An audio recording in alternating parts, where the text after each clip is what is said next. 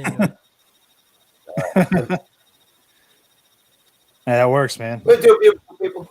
Welcome to another edition of us just getting together for the hell of it to keep bringing you content, bringing you entertainment, bringing you smiles, right? Because that's what we do around here at the Pop Culture Corner. Below me, Get Jacked 141, our producer, our friend, and quite often he's on camera, so I guess we can call him a co-host because he's here all the time.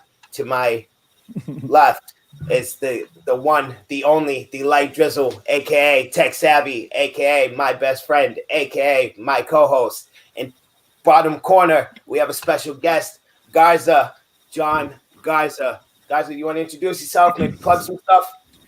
Yeah, you know what? I luckily we were able to talk and kind of get to know each other on Dave Pena's vodka stream. So that was kind of cool. That was nice to do it. And obviously on my end, I write and co-host the show Real in Motion, but also I write for Real Anarchy. Yeah, man, I'm excited to be here. Thanks for having me on. Thank you for coming. Yeah.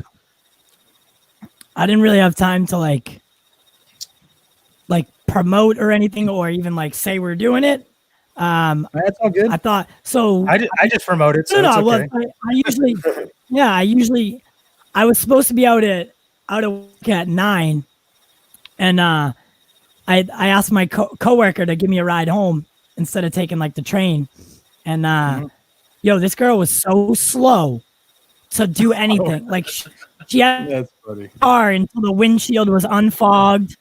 She like couldn't back up the right way, and then she took a wrong turn. It was I'm having a disaster of a night. Remember that Kevin Hart bit when he was with his producer and he was doing all this right here. Don't finger gun at me. Don't do that right now. Oh yeah. Just a terrible night. Well, but I'm also so part of the reason why I asked to do it, especially tonight, is because I'm gonna be going on. Garza might know this, the Nicotina show. I'm gonna go on at 2:30 a.m.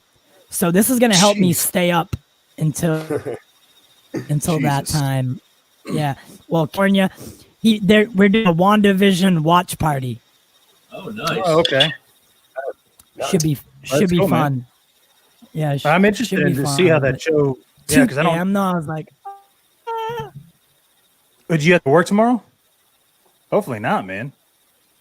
Yeah, but I do. Oh, geez. I do. That's all right. We're battery powered around here. Throw a charger in them, it'll be fine. Mm-hmm. Anyways, so what do you think that WandaVision is going to be like? So, what do you got? Yeah. So, what do you? Can you can hear me, right? Yeah, I can hear you. Yeah. So I kind of have a feeling. Yeah. I have a feeling that most of the show is going to take place in like some sort of simulation. I don't know if you ever read House of M, but I'm not referring to House of M right now, but at least from what the trailer shows, like clearly not all of this is real. She's either being tricked into thinking it's real and being held somewhere, or she's being shown or possibly taught what her true potential is, and becoming the full Scarlet Witch. So Agatha Harkness, played by Kathryn Hahn, has definitely a lot to do with it. So I'm interested to see, what's real, what's not, and what's actually at the bottom of it. Yeah. I got a very similar vibe. My aim is more on like the ill intent on Agatha's part. My guess is Wanda, for whatever reason, I'm guessing, let's go with tragedy, right? This is after the events of Infinity War, Vision is gone, right? So through grief and tragedy, she taps into her reality warping abilities, clearly doesn't know how to control them. Agatha steps in to kind of, play Geppetto and kind of work them strings into her favor. End of the show, enters Doctor Strange, kind of, separates that problem for her, leads us into Doctor Strange 2. Yeah, I'm kind of interested to see, because this inadvertently became the beginning of Phase 4, because the beginning of Phase 4 was supposed to be Black Widow, and Black Widow got delayed. So this is technically the beginning of Phase 4, and it's the first Phase 4 story that is set after Endgame, because Far From Home was still part of Phase 3. So this is sort of, whether it's supposed to or was meant to or not, is kind of supposed to set the stage for what's coming next. And like to what you were saying, Drip, we know the multiverse is coming in, either Doctor Strange and or Spider-Man 3. So I think this show has a lot riding on it in terms of, what's next. Because this is also the first Disney Plus show that is part of the MCU. Very true. You know what? And I'll just be frank. I'm not the biggest Marvel fan. I don't even know when this show is supposed to take place. I don't know what it's going to lead to. I just know that I'm interested to watch it because I'm like, it's something new. I'm not like I want to give something a chance before I write it off. You know what I mean? And I'm kind of with you because like I'm excited about the new Marvel stuff, but I'm still right now my head is still occupied with the Snyder cut. I know the same case with TY. Like I'm kind of more curious to see what happens after Snyder cut. In terms of the future, it's so hard to be excited for something like WandaVision when you look across, and this is what a twisted fucking world that we're in right now. It's so hard to be excited for an show when across the pond, waiting greatness, and I'm waiting for A. Fisher's side to fully flourish. Wait.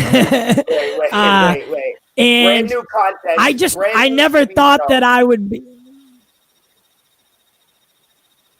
Yeah, I'm more excited about the Snyder Cut than any single Disney Plus project that there is, and that's hands down, no question.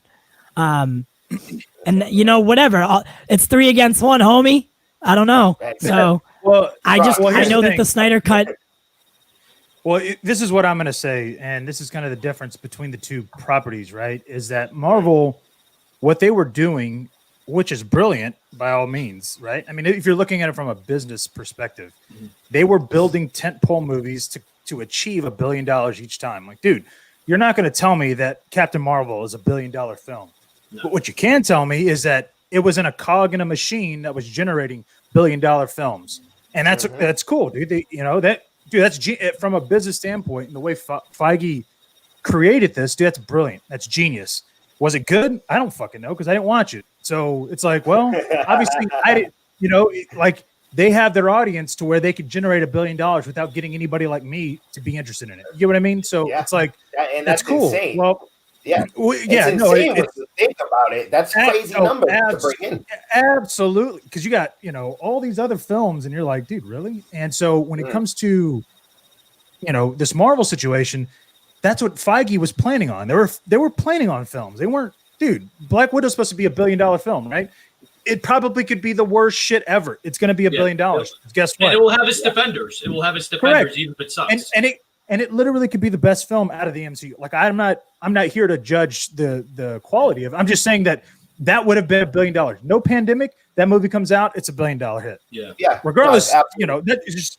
And so when you look at it that way, well, all of a sudden this pandemic fucks him up big time. It literally turned them on their head, and they went, "Fuck, dude, we don't have a theater. We can't release in theaters. How are we going to make our money?" Well, everything that they had pre-production and pre-planned. There was absolutely nothing on the level of, hey, let's have a Captain America show on Disney Plus, or maybe introducing a new Iron Man on Disney Plus, or maybe even what if we did Thor, or some kind of story or something like that, his background, or maybe not Thor because he's too important. We'll do it with Loki. Okay, fine. Oh well, you know what? We can't have Captain Marvel, so we'll do Mrs. Marvel. They were planning on things. Not really being in this way. Yeah. No, I see what you're saying by that. Yeah, I see where you're going. Where HBO Max, for all intents and purposes, they actually kind of fell into this ass backwards, right? Because they didn't have a show. They didn't have shit prepared when they went to launch, even though they have some amazing, stuff in the works, right? I mean, because if you look at like Westworld and Game of Thrones, which is still like HBO, that's great, but they didn't have anything regular, like ready to go on release date. And then all of a sudden they're looking at it from a marketing standpoint going, well, we have this $300,000 tentpole fucking movie that Warner Brothers isn't going to release. We own Warner Brothers, which means we own that property. What if we did this? What if we just released it on our streaming service? And it's like, so that's what I mean. Like HBO Max kind of just fell backwards, and they were like, "Fuck, all right, let's do it." So compared to, and then look at what they're doing now with 17 movies, big time movies coming out. It's like Disney, Disney Plus is fucked in that area. But I will say the only thing Disney Plus has going for them, which I didn't think they were until they did it, was in The Mandalorian with Star Wars. When they brought in Luke Skywalker, I went, that means the people on the Star Wars side, they're fucking all in. Like, and that's the difference between Favreau and Filoni being the producers of Star Wars, and Kevin Feige being producers of Marvel, because Feige wasn't anticipating, you're not going to get an Avengers type film or series on Disney Plus. You may now, but that was never be the choice. But in 2019, they were already planning, okay, we're bringing Luke Skywalker in. Fuck it. So, I mean, dude, that's the difference. That was genius on their part. Yeah, I know. Because they were doing it before it was that one before there. You know what I mean? So yeah. I'll give Jon Favreau that. I don't think so. That people, I mean, for most fans, that whatever it was, 10 minutes, maybe minutes, was better than all three of the all three of the sequels. They liked that part of that one show more than three films. So it brought everybody back. You know what I mean? Yeah, and I mean, go ahead. Yeah, that's my buddy. He's funny. He does. He knows it when I'm talking Marvel. He's like, what is he talking about? Marvel? No, we actually. So we already talked. We were gonna do mostly rather. I mean, let's finish this, but I'd rather talk about the Ray Fisher thing from today. Yeah. With you at least, while we have you. Yeah. So, but yeah, I think that last 10 minutes was, I think it was placed perfectly, and it did to fan service, but in all sense, because everyone was like, well, I mean, if they're going to bring a Jedi in, the only Jedi that's technically there would be Luke. So if they bring in any other than Luke, it wouldn't make as much. So I'm glad that they did. Well, they strapped their nuts setting in it all up. And when they were setting it up, I mean, they set up. They went. It can only be Luke that shows up, right? We were all thinking, and we were like, well, fuck, that's the only Jedi that really could be out there. But we were kind of like, but Disney Plus isn't gonna fucking do that. Like, they're not gonna fucking bring Luke Skywalker, in the fucking show. And what happens? We see him. We're like, holy, So that's why I'm saying, like, it's. Imagine Feige doing something like that, but like with a fucking Avenger. And I can almost guarantee that's going to be the case. We already know that will be the case for She-Hulk. It's already a fact that Mark Ruffalo will appear in that show, but he's kind of like side whatever. He's not that big of a deal, right? But if we look at things like Miss Marvel, for example, you brought up earlier, Captain Marvel, Brie Larson will play a part in that show, and Miss Marvel will cross over to Captain Marvel 2. They're really intertwining all of this very well, if you ask me. It's not easy to first, not only do they have a cinematic universe going on, but now they're bringing it to TV as well. And I can't, I can only praise something of such magnitude, I guess, if you want to call it, right? Because it really is. It's I don't want to say profound because that seems a little extra, but it's a big deal in movie and TV and entertainment in general, because we've never seen anything like this. Star Wars was probably the closest thing we've had to anything remotely what we got going now. I mean, kind of, but yeah, I mean, it's but again, I think, imagine. Oh, go on, Ty. Really quick, what I think that Marvel is doing well is they're not separating the plus shows from the MCU in terms of how they look at them, right? So they're not saying that this is a Disney Plus show in the Marvel Cinematic Universe. They're looking at them both as the same thing.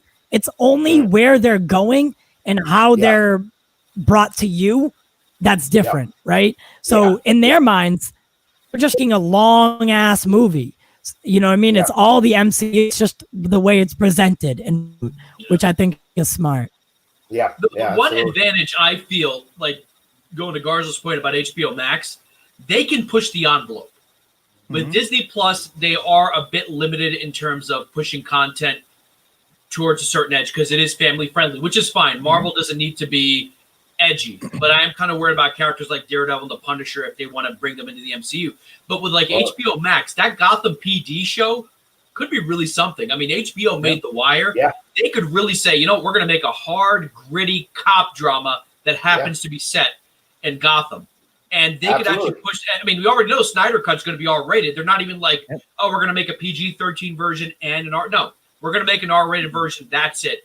And in terms of that, we've seen the success of shows like The Boys. I think HBO might have the edge in getting that harder Snyder-style aggression into their comic book properties that Disney cannot do. And they should do it. They have to, but it's not that Disney can't. It's why would they? Why would you break something? So first of all, Deadpool 3 is already, I don't know. I don't want to say confirmed because I'm not 100% sure. There's solid talks of it being rated R. Yeah. Okay. So, all right. So, I mean, when Feige says it, I'm going to believe it. Fair enough. Deadpool 3 has an R rating, right? Yeah. But outside of that, why would Disney cross that line? They don't need to. It's Disney. They built their empire off of singing squirrels and princesses. Why cross that threshold? HBO, on the other hand, has always been like that, and they're great for television. And you're absolutely right. And with the Gotham PD thing and comparing it to The Wire, I think that's a great comparison. And you're right. I think that would be an excellent show. But these are two different, like, you go to Disney Plus for one thing and you go to HBO for another, right? Like, you would never expect to see some singing, dancing princesses on an HBO show, and you wouldn't expect prison rape on a Disney show. You know what I mean? Right. Yeah. Oh, by the way, just to cap this, Ben Affleck said something about Kevin Feige today. I want to quote Affleck. He was actually singing his praises. He said, coinciding with not Daredevil, which was not a good movie, even though Kevin Feige, who is, you absolutely have to say, the greatest producer, the most successful producer who ever lived. He's the only guy in the world. If he told me, like, quote, I know what the audience wants, this is what we're going to do, I would believe it in a heartbeat. That fucker knows his audience like no producer. He's a genius. Absolute master, circus ring master of the circus. He knows exactly when to pull at the heartstrings of the audience, how to do the effects, how many jokes, and what the sensibility, what the tone is.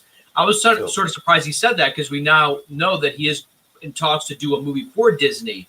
And I'm wondering if maybe he's opening the doors to, being offered something by Marvel. I don't know. I mean, if from what I know, obviously with Ben Affleck and his stuff and dealings with the studio and some of those people still being with the studio. Yeah. I mean, I wouldn't be surprised. Like, I definitely wouldn't be surprised if he was like, you know what? Like, even if they're not going to give me full 100% control, which I don't really think anybody would really even have, period. Like, no matter what, I mean, you're going to have some kind of studio exec dealing with you, right? It's not, unless you're financing it yourself, which you're not going to, you're not going to have that full freedom, right? And so I think if I had my druthers and I had fucking Warner Brothers sitting there telling me that I had to do all this stupid shit, and then I had Disney going, well, this is what you come into. You don't have to do all that stupid shit, but there is a certain level that we can't cross. I'd be like, which one's more fucking organized? Disney, obviously, which it's shocking to me because like I question. I'm like, what the fuck are they doing over at Warner Brothers? Like, it's the sheer madness that I mean, you could see it immediately at that time. What was it? After the release of Justice League or Batman vs Superman, when Ben was in like a real, he was in a real rut, and a big part of that was filming that movie and the movie itself, and like you said, what the hell is going on at Warner Brothers? That my man's coming out with depression and you know what I mean? He's literally a fucking multi-millionaire actor, like Oscar-winning actor, and it is so fucking stressful to make a movie that it makes him start drinking. Like, dude, think about that, right? I mean, we all have problems in our life. Like, I get that. Yeah. Dude, he's literally a multi-millionaire. You know what I mean? Like, the problems he's having is causing him to drink are because the studio is fucking with him. Like, this is, in my head, that's just wow. Also, a lot of people forget he was going through a pretty nasty divorce, right? With his wife. He wanted to stay together. She didn't want any more of it. There were rumors of infidelity. Probably. I mean, he's Ben Affleck. He's a good-looking guy. So I mean, I think that perfect storm of stuff happening right at the time BVS comes out and Justice League comes out. I think he actually enjoyed playing the character. I think he killed it. I think now that his life seems to be in better shape, I'm really praying for an HBO Max series. Spin off Affleck.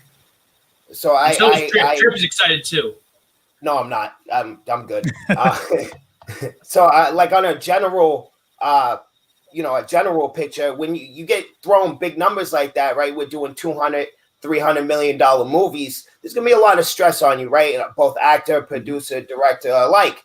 And that's kind of why towards the beginning, like if you go back and watch some of our older episodes, when this whole Ray Fisher thing first surfaced, I took the side of Whedon simply because Whedon stepped in in mid chaos. It might as well been the apocalypse on set, and it was rushed and it was chaotic, and everybody was it was just an absolute mess. So I was like, I just felt at the time that this man was probably under a lot of pressure. And he just kind of said some things that weren't exactly up to Ray's, cup of tea, right?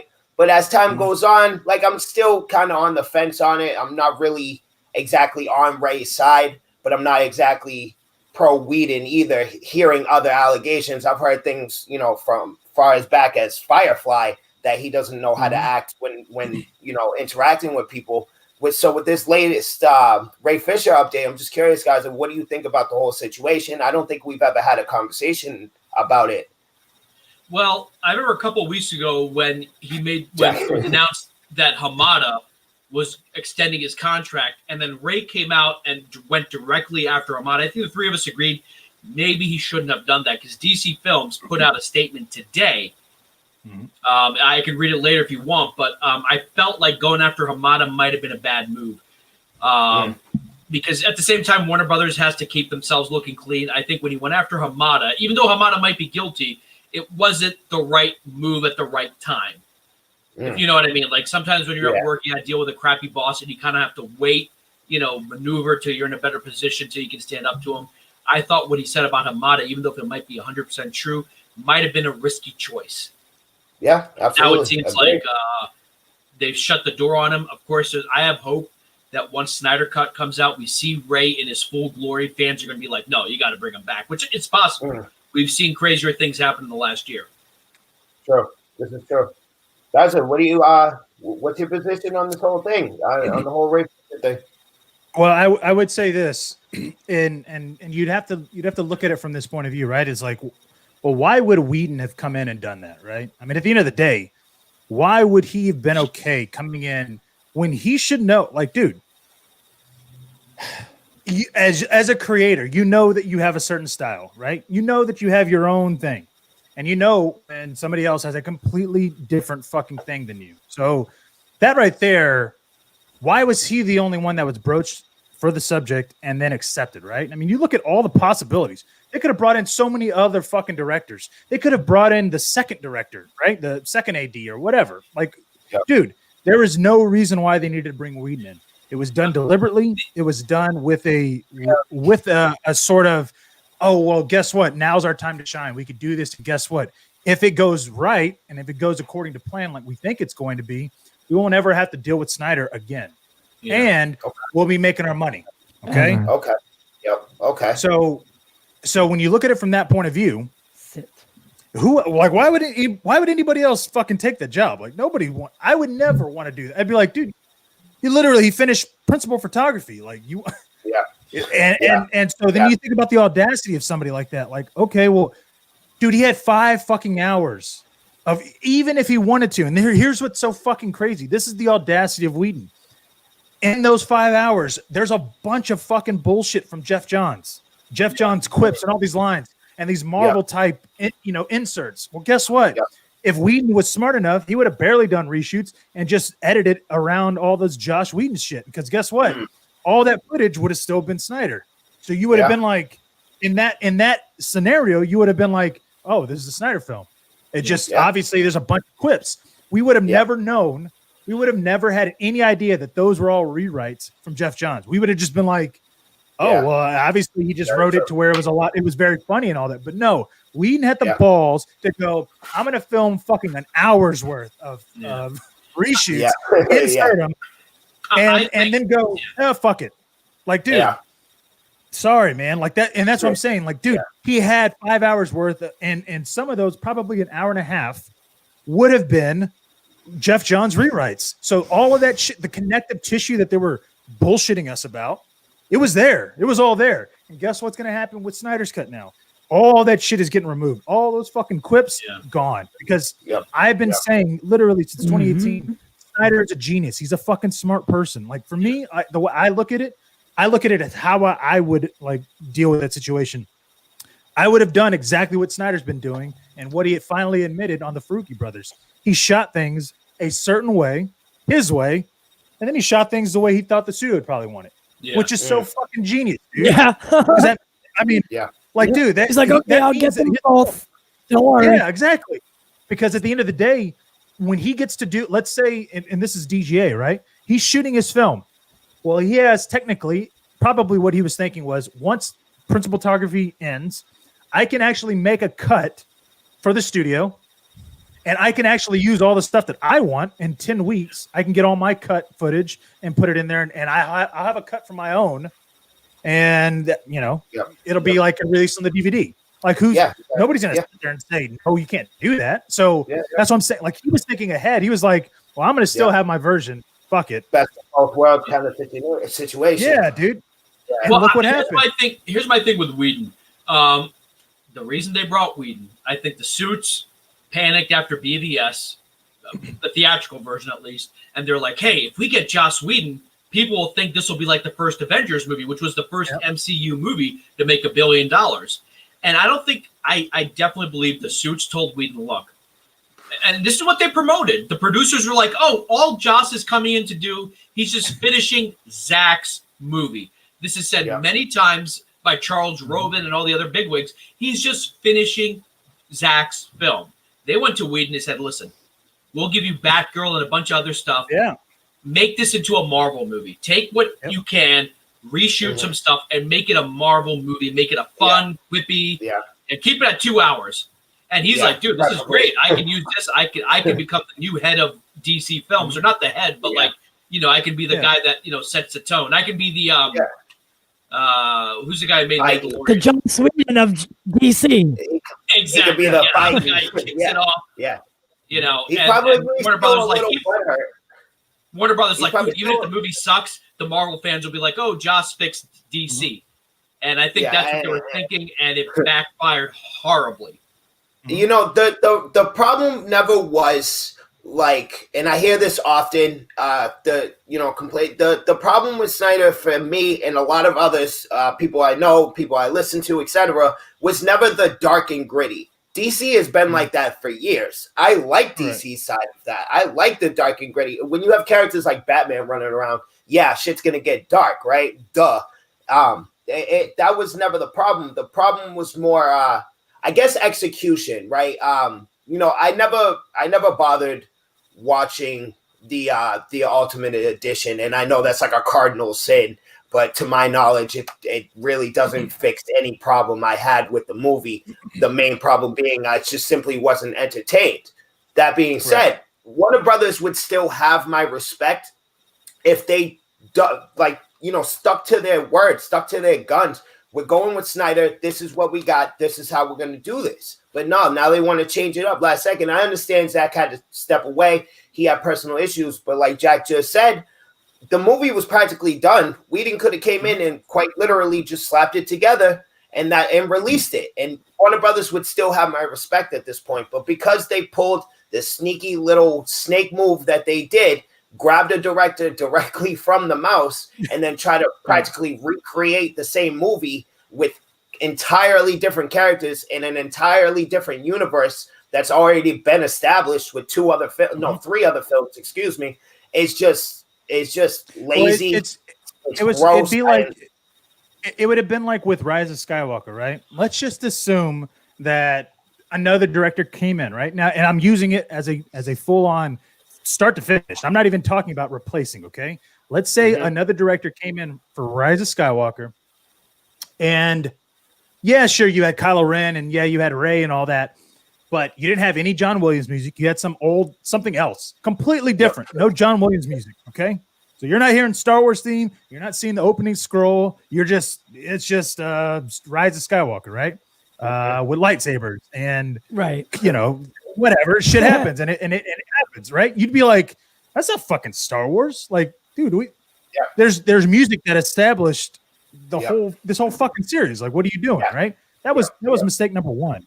They brought in Danny Elfman. Like, it was like, dude, you're not gonna sit there and fucking tell me that you could just change the music because you have some fucking ego. He was arrogant. But the other thing is, I know he was, and I'm so fucking glad that after, dude, what has he done since then? As far as press, he has not done a fucking thing of press since he said there's only one Batman. Nothing.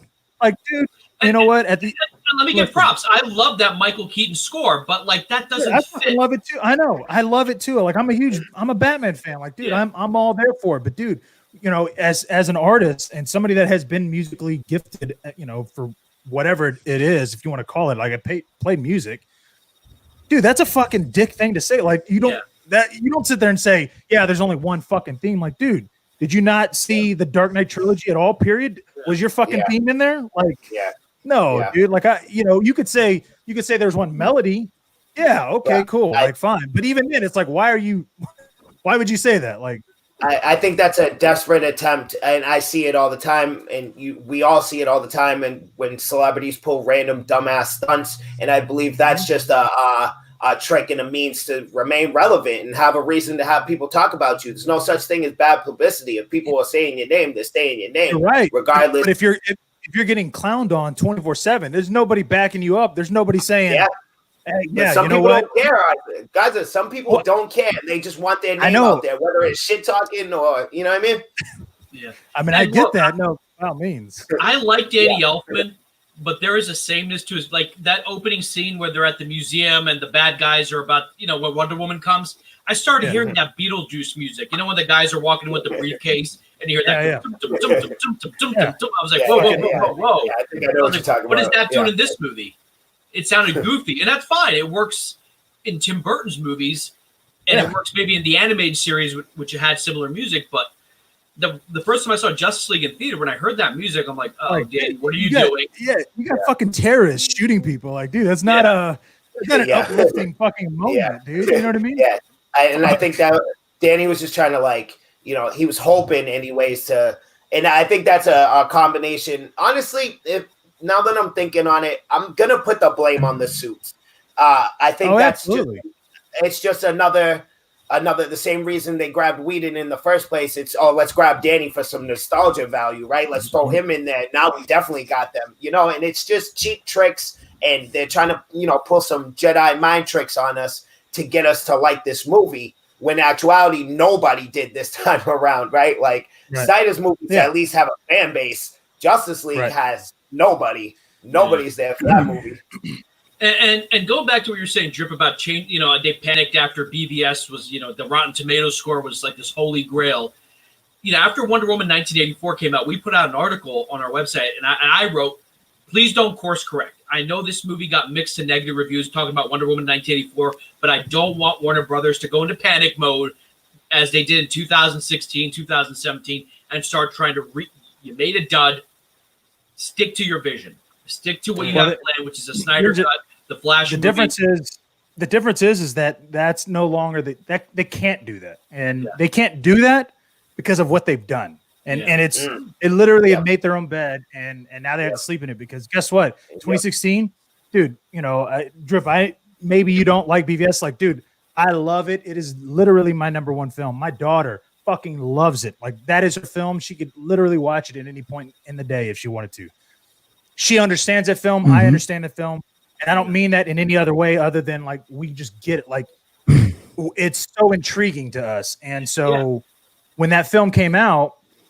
And, you know, I wasn't really online at that point in time, but I would like look on Screen Rant and I'd see all these people just talking shit, like article after article, just all talking shit. And I was like, what the fuck is going on? And so leading up to Justice League, you know, it was kind of the same thing, right? I mean, there was only a few people that were talking positively about Snyder and any of his DC films. And so when Justice League finally got released, I was like, fuck this, dude. I am not going to take this shit anymore. And it's because of what the studio execs did with BVS and what they did with Justice League that I even decided I'm going to start doing things that I want to do. And it created a lot of things in other people that now online, if they were to say they were going to course correct or do something, even with this Ray Fisher situation, they're not getting away with it anymore. Like they used to get it away. I was watching Chris Wong the other day, or no, this morning, where he's talking about like, dude, I didn't know fucking studio execs names in 2016. I didn't give a fuck. You know what I mean? I didn't know. I had no idea who the. I had no idea about the hierarchy. I didn't know shit about who was running the company. I barely knew the producers. I was just like, no, it's a Zack Snyder film, right? It's because of their fuck up, because of them doing this shit to us. That guess what? Now all of a sudden, I know the hierarchy of fucking AT&T. Like, what the fuck? Was you know because there's so much, and that's the that by all means, anybody watching, don't get it twisted. That's the case for everybody. And arguably, it's worse over at Disney. The mouse doesn't play. Yeah. They don't fuck around. You do something they don't like, and they will quite literally chop your nuts off. You ever seen a Disney Channel star, one of them kids grow up? That's a perfect example for you. Disney, I honestly picture Disney's boardroom as like hell on earth. Honestly, like once you get to that point, they run the world essentially. They own fucking everything. You can't go I can't go anywhere without seeing mouse ears, right? Like they have all the money, all the properties, everything. It's fucking absurd. Yeah. And the thing with Zack's movies, go ahead, Ty. Yeah. No. So what I was saying is, like, Garza, you said like you liked the theatrical cut. When I saw the theatrical cut, I was like, I was very disappointed. I didn't feel like it was a good movie, but I still bought the Ultimate Edition. And going to what Drip said, that he doesn't think it would make it better. When I saw the Ultimate Edition, I'm like, why did they not release this version of the film? I had the same reaction to the director's cut of Watchmen. Zack has a flow, and if you interrupt that flow, it messes with his movie. We've seen it with the Ultimate Cut of edition of Batman vs Superman. We've seen it with Watchmen, and I think we're going to definitely see it with the Justice League. If you let him do his thing, and anytime a director has full control, whether it's Tarantino, Scorsese, one of those types, you see the best. Nolan, no one's telling Nolan what to do. Like he makes his movies, they trust him. And it seems they should have told him. They should have told him what to do. With Tenet. Yeah, they should have. But if you let Zack do his thing, I think he shines. And I always wonder, like, what if they had released a 3-hour version in theaters? I think we would be in a very different Batman vs Superman in a very different spot today. Okay, I agree. Okay. So allow me to clarify. It's very simple. I'm a simplistic guy. I just simply was not entertained, and I believe that's why the Ultimate Edition wouldn't change anything. Extra time wouldn't. I've always been in the mindset. Listen, like if you didn't like it, like it's not like an extra 30 minutes, dude. You're talking like that's like you telling me, oh well, did you know that Tenet's going to get an extra 30 minutes? I'd be like, I don't want to fucking watch Tenet. Like, dude, I didn't fucking like it. You know what I mean? So, that's what I'm saying. I get it. I understand completely. Like, if you didn't like it, it's like, well, fuck. You can't convince me, and I'm talking about me. You can't convince me that Tenet having 30 minutes in it, which I think it did, it needed it, would make it better. And I'm like, well, I don't care. It's like, well, whatever. Nobody's coming at me telling me, no, but you have to watch Tenet. And I'm like, no, dude, I don't fucking care. But so, I mean, on your end, I can't think of a single movie that I banged out on the luck card like that. You got the theatrical cut that you loved, and then you got hit with and then I got on top of it. And this is what it did to me. Like, dude, that fucking film changed everything for me. And it's weird to think of. Like, dude, that's what I'm saying. Like, I was not watching. And this is kind of this is what I mean by changed, right? Not only did it make me more creative and visually see how creative I could be, right? Yeah. It also made me understand and pay attention to certain things, cinematography, the framing, the blocking, all that. So like when we just to bring it up real quick, the Luke scene, right? Imagine, and this is just because the way I think, right? I'm like, they should have done this. Imagine a one take shot at least at one point from behind Luke as he's taking these fucking people down, instead of cutting it and going back to, the other room and then coming back and looking at it on the screen. Imagine just a one take fucking 2-minute shot of him just fucking mowing down the entire dark troopers all in one take. And then while it's not only one take, but as it's moving behind him, right? So it starts off from behind him and it goes on the side, and as it's rotating around him camera wise, it's doing the time ramping, right? So you're seeing him, slash him, and as soon as he's about to slash, it slows down. So you see it kind of going within the dark troopers, and then speeds back up to where he's doing his Jedi shit. Like, dude, that would be fucking visually gorgeous. You get what I mean? Yeah. I would not be thinking that way had I not seen BVS. Because you're right. I didn't think about it either, because BVS made me realize I love the Marvel movies. I have every copy, except for Captain Marvel. I never bought that. It's on Disney Plus, whatever. Yeah. There's no great cinematography in the MCU because they're not thinking like that. I mean, there's great moments in the MCU, like whether it's Thor and Wakanda or the end of Endgame. You can point to moments in each movie, but there's no attention to cinematography, as you're saying, Garza. Every shot is just like, here, this is what's going to happen next. Well, the Civil War, that fucking movie pissed me off because I was like, dude, you guys could have done so much better. Yeah. Not like in a hey, this movie should have been better. Like, dude, the movie was what it is. Yeah. And it's funny though, in 2016, everyone's like, dude, Civil War was so much better than BVS. And I'll be honest, when I left Civil War, I felt like a kid. But no one's talking about in Civil War. I enjoy Civil War. No one's talking about it 5 years later. No. It's interesting. Now it's 5 years later. Nobody's talking about Endgame 5 years later. You know what I mean? Yeah. Yeah, that's true. I feel like Endgame's being talked about. I feel like Endgame. Well, let me rephrase that. I will rephrase that, and I am being biased. And when I say that, nobody's talking about it that I follow or that you know what I mean. So, at the end of the day, I'm only saying that because I obviously don't follow Marvel, but at the same time, I don't spend my days, talking down on Marvel because it's like, there's no point in doing that. Like, it's not going to make me better as a DC fan. So, but and to go back to what Ty was bringing up when it comes to this Ray Fisher situation, dude, I was pissed off because I feel like he overplayed his hand and he should have done something a little different. And he was on Instagram earlier today and he said what I knew he was fucking saying. Like, I knew what he was doing. He didn't have anybody in his, he's doing this shit by himself. Like, imagine me doing something right now on Twitter. He's standing up against somebody. That's what he's doing. He doesn't have an agent or manager or these big actors helping him out. He's literally going, should I do it now or should I not? He's making that decision. So it frustrates me to know that he did not need to give Warner Brothers an ultimatum. Yeah. Because the moment he did that, the moment he fucking announced that he would not work for Walter Amada or any product that Walter Amada was a part of, he gave them an out. And he said, oh, okay, you get to make that decision now. What he should have fucking done is waited until he was a part of the production. Yes. Right?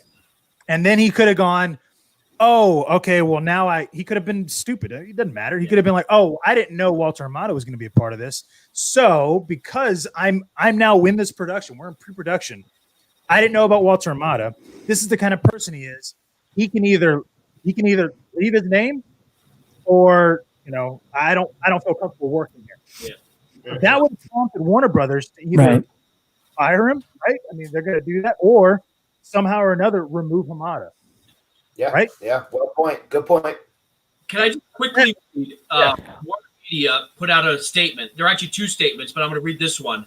As previously stated, an extensive investigation was conducted by an outside law firm led by a former federal judge who was assured Warner Media that there was no impediments to the investigation. Last summer, Mr. Fisher was offered the opportunity to reprise his role as Cyborg in The Flash. Given his statement, referring to what Fisher said that if Hamada's involved, I'm not in it. Given his statement that he will not participate in any film associated with Mr. Hamada, our production is now moving on. Warner Brothers remains in business with Jeff Johns, who continues to produce Stargirl, Batman, Doom Patrol, et cetera, among other projects. So essentially, they're kind of putting the blame on him, like, hey, we did the investigation, we're offering you your role back in The Flash. That might have been their version of a peace offering. Like, look, we know but we'll do The Flash. Now that you said that you won't work with Hamada, I guess that's on you. And here's the thing, though, and this is something my co-host brought up, because I wasn't even thinking this way. I was just thinking, like, why would Ray do that?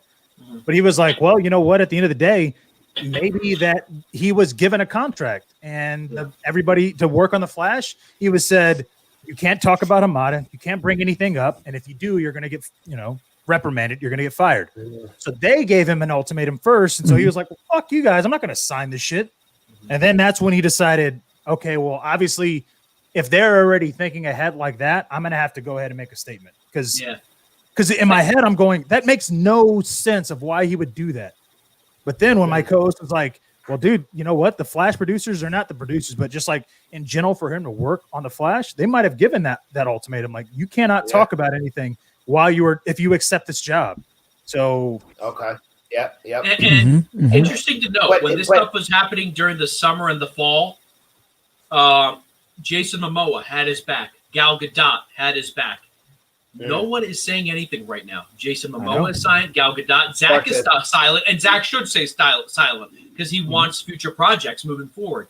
And right now, no one's backing him up, at least from the cast of the Justice League. They were back then when this first started and the investigation was happening. They're all being silent right now because they're part of mega franchises and they don't want to put themselves in I think they have to feed themselves. Yeah. Yeah. But I also believe they're being silent because they've come to a conclusion, right? It was investigated on. They parted ways from Joss Whedon. All right, let's move on. Do you want to play Cyborg or do you not want to play Cyborg? It's really that simple. It's a yes or no. And he wanted. Well, it's not even that. He's the one that said, "I'm not going to do it." So they go, "All right, fine." Exactly. We don't need you. We'll be fine. We're not going to beg you to stick around, right? And I'm honestly worried Flashpoint is going to be worse now that we don't have a Cyborg, because Cyborg's a big part of the Flashpoint story. So now that Cyborg's gone, I'm very concerned. And he said that. He said so in his statement. He says that it wasn't just going to be a cameo either. It was a larger role than just a cameo. So that's a indicator that he might have been the Cyborg from Flashpoint, the storyline. Right. And to lose that part of Flashpoint is a huge gaping. I mean, pull the Marvel, right? Twist the pages a little bit and give someone else that role. But you had an opportunity and now it's gone simply because, and listen, I stand with Ray Fisher, right? No one should be treated like that. Yeah. I do agree with Garza that maybe and a little bit too soon and maybe not the correct way. However, I think that in his mind, he really is okay with losing this job to do what he thinks right. And I can't say that I disagree with that. Yeah, more power to you. Fair enough. That's a fair point. This is the way I look at it. You guys have seen Tropic Thunder, right? You know that, right? So Yeah, you know the I character love that that Tom movie. Cruise Yeah. plays. He plays like that producer who's just cursing and screaming. Tom Cruise I said, will "I end based that Yeah. performance. I based that performance on an actual producer who should treat me like that." Mhm. But Tom played the game. Tom kept making movies, and Tom became the biggest movie star. He's still a big movie star. Once you have that power, this is what I would have done if I was Ray. I would have made the movie. I would have made myself a household name. Then you can throw your weight around. Then, like, that's the way I would have done it. You know, okay, now I'm a big star. I'm in Flashpoint. I'm in getting my own movie. Now I can come out and say, you know what? I don't like this producer because this is how he treated me. But at the same ago. time, that's how it's always been, right? That's old school Hollywood, and he's trying to break That's that. exactly paradigm. what I was going to say. Yep. Yeah, and the difference is that that would be counterproductive. Yeah. Yes, it would. It would be because all of a sudden now you're looking like you have a vendetta now because it's years later, and it's like, well, what the fuck you get, you know? Yeah. But here's the 15 thing: years down the road, now he wants to make a tweet about it. Right? It's like, well, okay, well, why didn't you, why didn't you say something at the beginning? And so it goes back to that cycle. True, but here's the two things that could happen, right? Walter Hamada is always going to have a tainted name, right? So. And the fact that Ann Sarnoff came out and backed him up, that is fishy to me. Like I'm kind of like, oh, that's not good. But this also gives precedent to, I mean, Ben Affleck was willing to walk off the set of Justice League for the reshoots because they were doing all that bad shit. So he was willing to literally walk off. He was like, no, let's walk off because he has that kind of power. Yeah. So imagine him doing that. Imagine him walking off. And keep in mind that the Muschiettis, they had Ray's back. They had two different scripts. They had one with Ray. They had one without Cyborg. So they were prepared either way, but they were still in support of Ray. So you go, okay, well, Ben Affleck walks off. What if Ezra Miller walks off? What if the Muschiettis are like, you know what? You're talking about rallying a lot of these people. So instead of the Flashpoint looking like a tainted, having some kind of asterisk on the production. I mean, imagine they all walk off or boycott basically making that film because Hamada is a part of all this. Yep. He gets fired. They come back into production. Ray gets added into it. That movie now is like, we got to see this movie. Like there was so much, like imagine all that just to get the movie made, right? Yeah, like you'd be like, buzz would never stop. Right, it would never end. It's an on-screen team ensemble and then an off-screen real life team ensemble. The only thing I would think is that Ezra Miller might not do that because he had his own controversy with that drunk video, and there were rumors that they were going to recast him. So he's probably like, "Dude, I'm staying silent. I want this. This movie was supposed to come out years ago." Here's the big difference, and everybody always likes to bring up Ezra and Amber. I'm like, okay, well, show me where that fucking happened on a WB lot. Yeah. And everybody's like, well, there's video. I'm like, the video on the lot? Is that what it is? Are they on Warner Brothers lot during Warner Brothers hours getting paid to do a movie in that point in time? Everybody's like, well, and I'm like, exactly, dude. That's the difference, right? Yeah. You're not going to tell me that. Yeah, that has nothing to do with being on set in Warner Brothers, working for somebody and being not only misconduct, but racist towards you. Like, dude, like, you know what I mean? Like, at the end of the day, if somebody's going to talk shit to me outside of work, I mean, I have my choices on how I can act, right? But I'm not going to get reprimanded from work by getting in a fight somewhere else that has nothing to do with my work. Yeah, absolutely. Right. That's just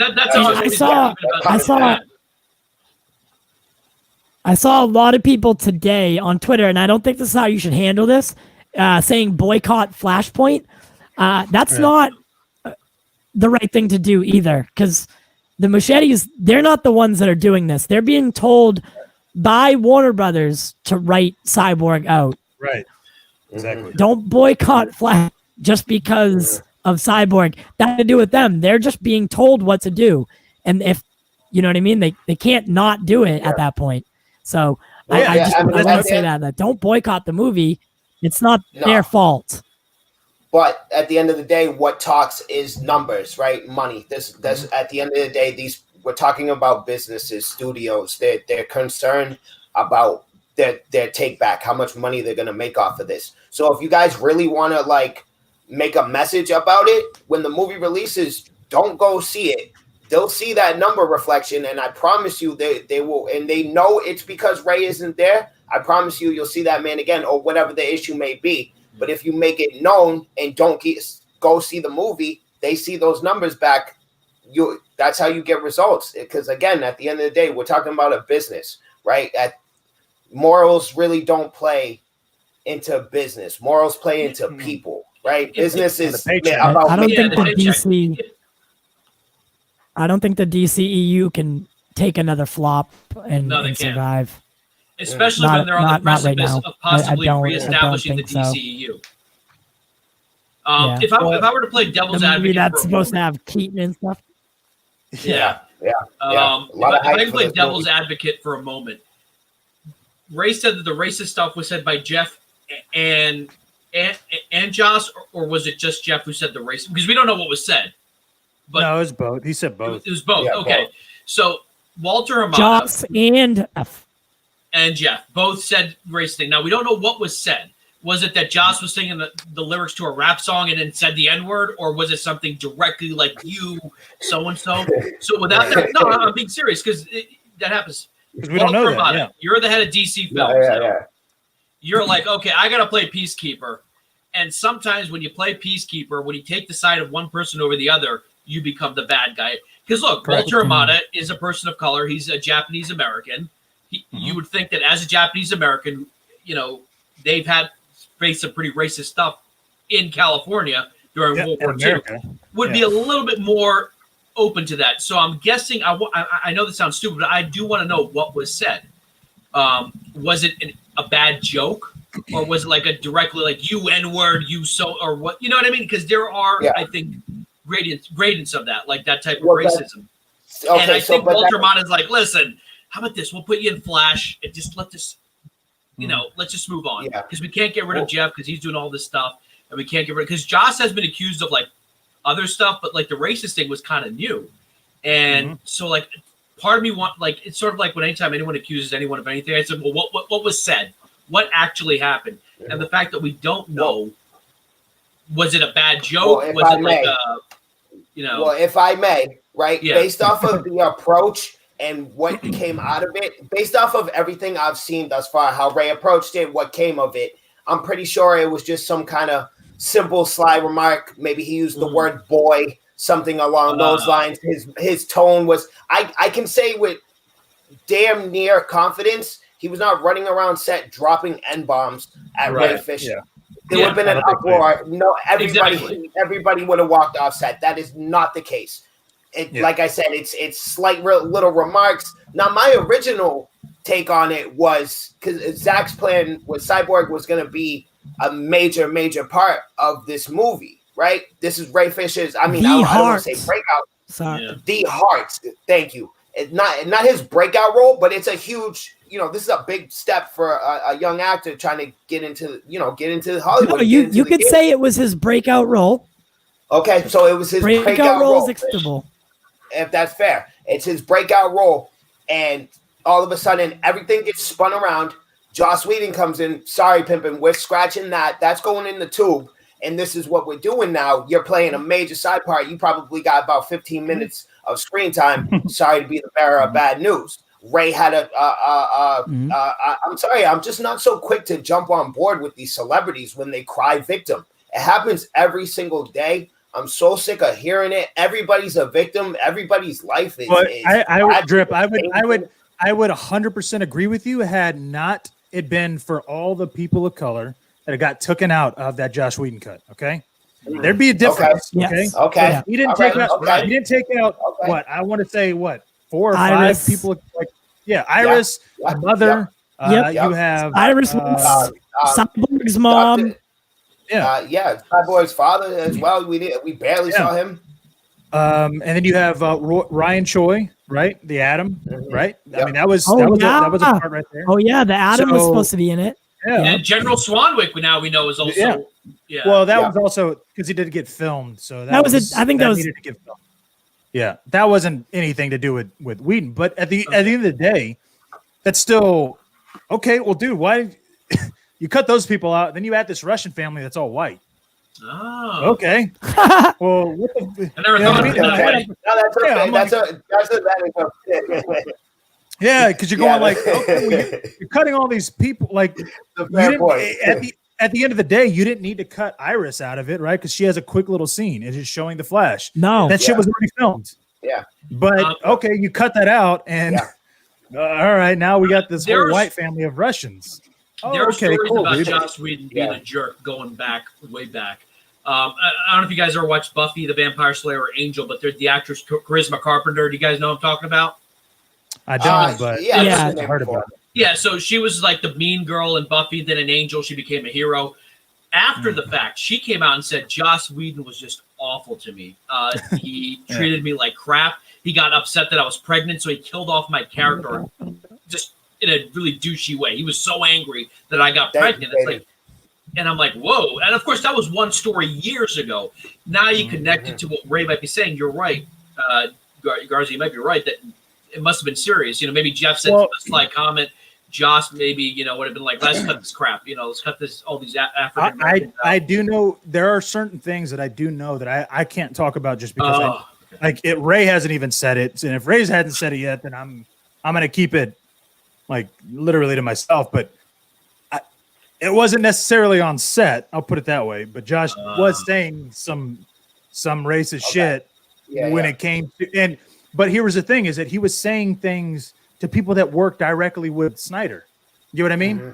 So when you hear that kind of shit talked, I mean, dude, it's almost like he was like in his head, he was going, I'm too big for you to even matter to try to tell somebody. I don't care. I'm going to act the way I want to act, even though you worked with Snyder. Was it Joss or was it Jeff Johns apparently called Ray Fisher and told him like, hey, we're recasting Cyborg and Doom Patrol, and like, Jeff. Was that Jeff Johns? That was Jeff. Yeah. See, that seems malicious to me. You don't need to do that. That was the thing, though. That's childish, petty play. It was, and Jeff Johns was on set of Wonder Woman 84, and he had made this remark to somebody on set. He was like joking about it. He was like, oh, I guess they're going to probably, hey, they should release the Snyder Cut right now, right? He laughs and fucking walks off like a dick. I mean, dude, you know what I mean? Like that was the attitude. Yeah. You know what I mean? And everything you guys are speaking on now is what I was referring to earlier, why I'm on the fence with things compared to where I was at the beginning. Because at the beginning, it was just like, I don't want to hear it, right? But now as time goes on, I'm hearing more allegations and different people coming out and et cetera, so forth. And it's like, okay, now there's an argument here. But I always approach things with all of this ready, right? Like you don't just say something and then walk away from it and let everybody else come out and say stuff. You know what I'm saying? Right. In this country, you are, in fact, innocent until proven guilty. Mm-hmm. And when you follow the steps, I think the steps are being followed. Ray tried to shoot it up the right ladder. Hamada tried to push it back down. It ended up going back up. The investigation happened. Okay. Once the official word comes out, though, and you should be able to tell by Joss being let go that, or the fact that they didn't even try to sue Ray for slander. That thing actually did happen. Whether you know what I mean, just look at the situation and say something did happen. Because if that was me, I would have sued him so much. You know what I mean? Dude, not that he has a ton of money, but Joss Whedon is definitely the type of man to do so. Well, let's put it this way, dude. They know that they're not going to sue Ray. That's why Ray keeps doing. That's what I'm saying. Ray was doing everything right until this latest move when he gave him an ultimatum. Now, again, we don't know the full story, so we don't know if he was given an ultimatum first. So he went, fuck it. But at the end of the day, dude, if they were to sue him, that means they're going by legality, right? They're going to court. Everything is going to be made public. And listen, and that's why he keeps bringing it up. Give me a lie detector test and give me a polygraph, because I'll be able to say it on truth under perjury what happened. Walter Amada, he would not be able to do that. And the fact that Walter Amada was trying to sit there and tell him, listen, you can't take Jeff with you. I'll give you John Berg. I'll give you Joss Whedon. Yeah, like, dude, like I'll give you these two. I'm keeping that one. I'd be like, no, that motherfucker was the main one. I have a problem. And so imagine somebody telling me that, right? I'd be like, well, fuck you then, dude. You know what? Like, I'm telling you that I have an issue. You're my boss and my superior. I'm telling you that fuck this guy. I have a problem with him. And you're telling me, don't worry about it. And then you have the fucking audacity to come out and make up bullshit about me. Like, I don't know how fucking movies work. Fuck you. I'm taking you down too. Like, that would be me. Like, that's the kind of person I am. Like, fuck you. If you're going to try to, if you would have just literally handled the shit that I needed you to handle, I had no problem with you. But for some fucked up reason, you're making this harder than it really is. Like, it should have been easy, dude. If you could be any part of fucking anybody, anywhere in the world, in the United States, I guess, right? That's how I should say it. And you go up to your superior and you tell them that your boss not only is being fucking, treating you badly, but is being racist towards you. Do you think that your superior is going to be like, well, but they've been with the company for 10 years, so you've only been here for a year. Unfortunately, that has happened. Now, maybe not recently, but that used to be the case in corporate America. Like, listen, he made a sexist joke, let it go. Right. But that's my point, though, right? Like, that's how it used to be, right? Not anymore. You can't do that shit here. But in Hollywood, I've experienced plenty of that. I'm sure, Garza, you've experienced it where a boss will make a joke like with me, like, you eating curry for lunch? And it's like, no, I'm eating a tuna sandwich. But, and if you were to go and like get in that person's face, you'd be like, oh, he's a boss. He was just teasing. Yeah, that's just how he is. But at the same time, bro, that doesn't happen in the workplace anymore, does it? Yeah. Well, it still fucking does in Hollywood. So what's the fucking difference, right? Yeah. But just imagine that. Imagine you being treated that way. I'd be fucking pissed, dude. Sorry. Okay, but can we use that exact specific example, right? The one Jack just made. Oh, what are you having? Curry for lunch? Is that honestly? I honestly would. I'll tell you this. Around, I would not give a shit. Like, watermelon for lunch. This is the difference. This is the major fucking difference. Does that person know you and on a personal level? Do they talk to you a lot? Fair enough. Yeah, fair enough. There. Yeah, okay. That's a fair point. I fucking know this person. If I have no idea who the fucking person is, or I don't know shit. Disrespect. Yeah. Dude, not only that, if you let that go, then other people will start doing it too. They're like, like 8, 9, 10. Everyone will think it's funny, and then a lot of times you're just told to shut up, but it's not cool. Then everyone starts doing it. And so I've been at most of my jobs, I've been management. I have had people come up to me and say things like, I've dealt with a lot of stuff. Someone comes up and says, this person's being racist, right? You do not try to push that down. And I get it. Like in my mind, it's so clear. It's not even a question. I don't care if it's my boss who's the one being racist. And the fact that Walter Hamada, the only reason he pushed it up the ladder was because he didn't want Ray to go on Twitter about him. And now look where we're at. He says it in the thing. Bro, you are so stupid. Yes. You are the dumbest person I know. Imagine that. Yeah, Walter, imagine come on. That. Like, come on, dude. Like, it'd be one thing if he was like, well, he made fun of my girlfriend. Well, okay, dude. Like, what the? No, dude. We're talking about racism. Like, there is no going back. There's no going like, oh, but still, like, no, dude. Like, if you're gonna be racist, then you're racist. Like, there's no. Look at the fuck who you are. Like, if Walter Hamada was a white guy, guaranteed. Guess what? Guess what's gonna happen? He's getting fucking canned. Why is it only for Caucasians that they could be the only racist people? I don't get it. Like, I'm not even Caucasian. Very much. I had an incident. I'll talk about it now. I mean, a couple of months ago, I was at a bar and there was a guy there. He said he was Puerto Rican. We were chatting, then he started doing like the Indian accent, kind of teasing me. I let it go. But this went on for a couple hours. Now, you guys know me. You know that I'm not a violent person. I flat out went up to him. I just punched him really hard in the face.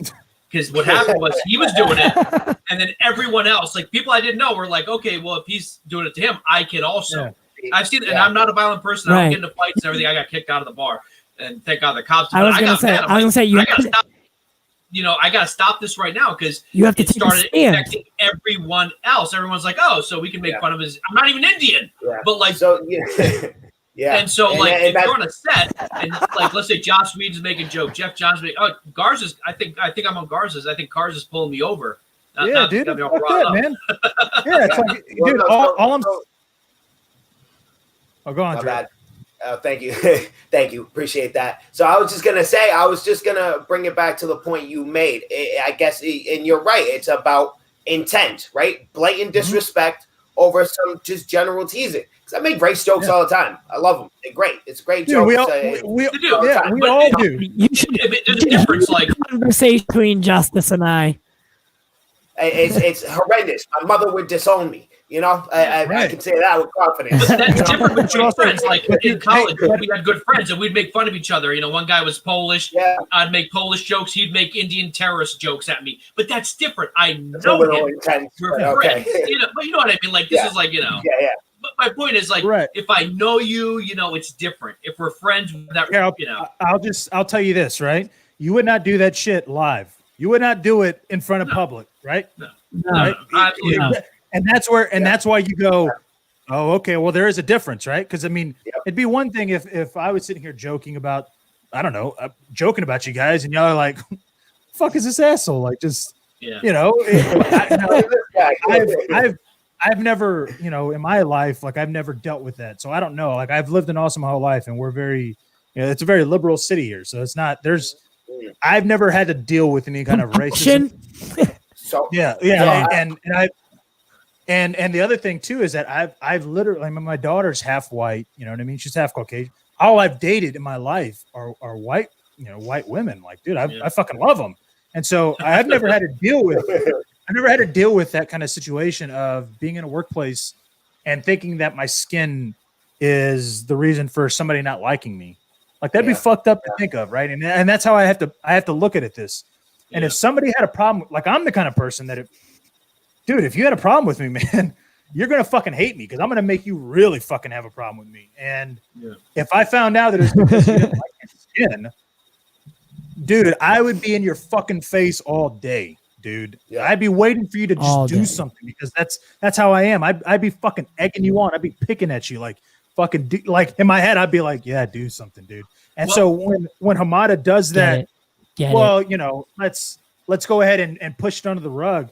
I bet Fisher was fucking furious, dude. And Ray says he has witnesses, and that the statement he posted on Twitter, was it yesterday or the day before? He says he has witnesses, and Walter Amato's like, who are the witnesses? And he didn't want to tell them because you don't want to get those guys in trouble. So if this does go to a court of law, hypothetically, now you have witnesses who can come up and say, hey, we heard this. He's not making this up. Do you think there's a tipping point, Garza, that he might just say, you know what? Go on Twitter and say, this is what was said. And that could totally turn the tables. He would, if he was going to do that, he would have already done that because at this point, like the Warner Media investigation's already done. And I even said this, I'm like, dude, Hamada got a fucking promotion, dude.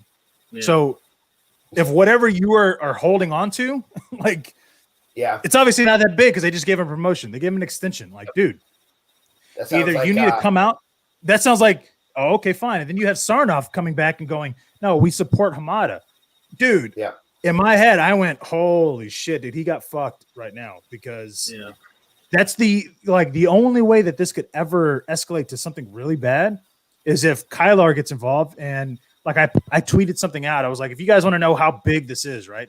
How important this is. I posted this thing. I don't know if you guys have watched Entourage or familiar with Entourage. But I've never watched it, but I know of it. There, like I posted up 3 videos and I'm like, this is what Hollywood was like in 2008. And it's still like that to this day. And it's exactly like it is. Like you have these execs that have all the power. Like, dude, if they want to, they could fucking cancel your film. They don't give a shit. Yeah. Because they're not looking at it from a fan point of view like we all are. So all they care about is money, dude. And so you start causing these kind of distractions. They're like, well, fuck you, I'm out. So for Sarnoff to back Hamada up, dude, that's fucking like, that was like a death blow for me. Like I was like, God damn, dude. If Warner Brothers really wanted to save face right now, Walter Hamada should be the bigger man. Go to Ray and say, look, I'm sorry, that's not what I intended. You know, something like that. Cyborg is still there for you. If you want to do Cyborg, it's yours. I don't understand. Forget the ultimatum. We want you to be our Cyborg. But that's the thing. I don't understand how he was incapable of doing it in the first place because at no point did Ray say, oh, he was doing these things. All he said was, you never did anything about it. He was letting him. Essentially enabling it by not doing anything, which is just a simple apology would be more than sufficient. Hey, listen, Ray, I'm sorry it went down the way. And I'm sorry, I forget which one of you said it when you guys said that, Armada is Japanese. So if anything, and the sad truth is, Garza, you say Austin's very liberal, Boston not so much. Boston has a long history of racism, but it also is a mixing pot. So you see it from all, there's Asians, blacks, Middle Eastern, you name it, we're out here. But everybody's at each other's throats. So that's not necessarily the case, even though Armada is Japanese and he's seeing somebody racially profiled. Oh, that's not my race. That's not my people. It's essentially prison systems, right? Yeah. You stick with your race. That's not me. I'm not getting involved in it. Can I just make one point? At the top of the hierarchy, I'm going to stay here. I'm going to keep my mouth shut, right? Yeah, and let me just say one thing real quick, because you mentioned liberals. More often than not, a lot of times these jokes are sometimes said to you by liberals to me, because they say, look, I'm on your side. I'm a liberal. I'm for, diversity and stuff. And so they feel more comfortable making those types of jokes. More often to me, the really racist stuff said to me has been said by other people of color. Because when white people say it, like, usually there's like a, whoa, dude, don't, Other people of color, even in my own neighborhood, different cultures will say racist stuff directly to you. And Garza, you were saying earlier, it's not just a white thing. And more often than not, my experience, and I guarantee you, Joss Whedon, Jeff Johns are probably to the left. I don't think they're conservatives or Trump supporters. They're probably in their own heads like really diverse liberal people. So they're saying, hey, what's the deal? We're on your side. We're for diversity. We're not really racist, that type of thing. Yeah, and in the words of the late great Patrice O'Neill, I was gonna the late great Patrice O'Neill. It's a shame what we can get away saying racially, and white people just kind of have to sit there and take it, because that's the day. That's how it is. At the end of the day, no other race has owned another race, right? Yeah. So it's like, well, you guys.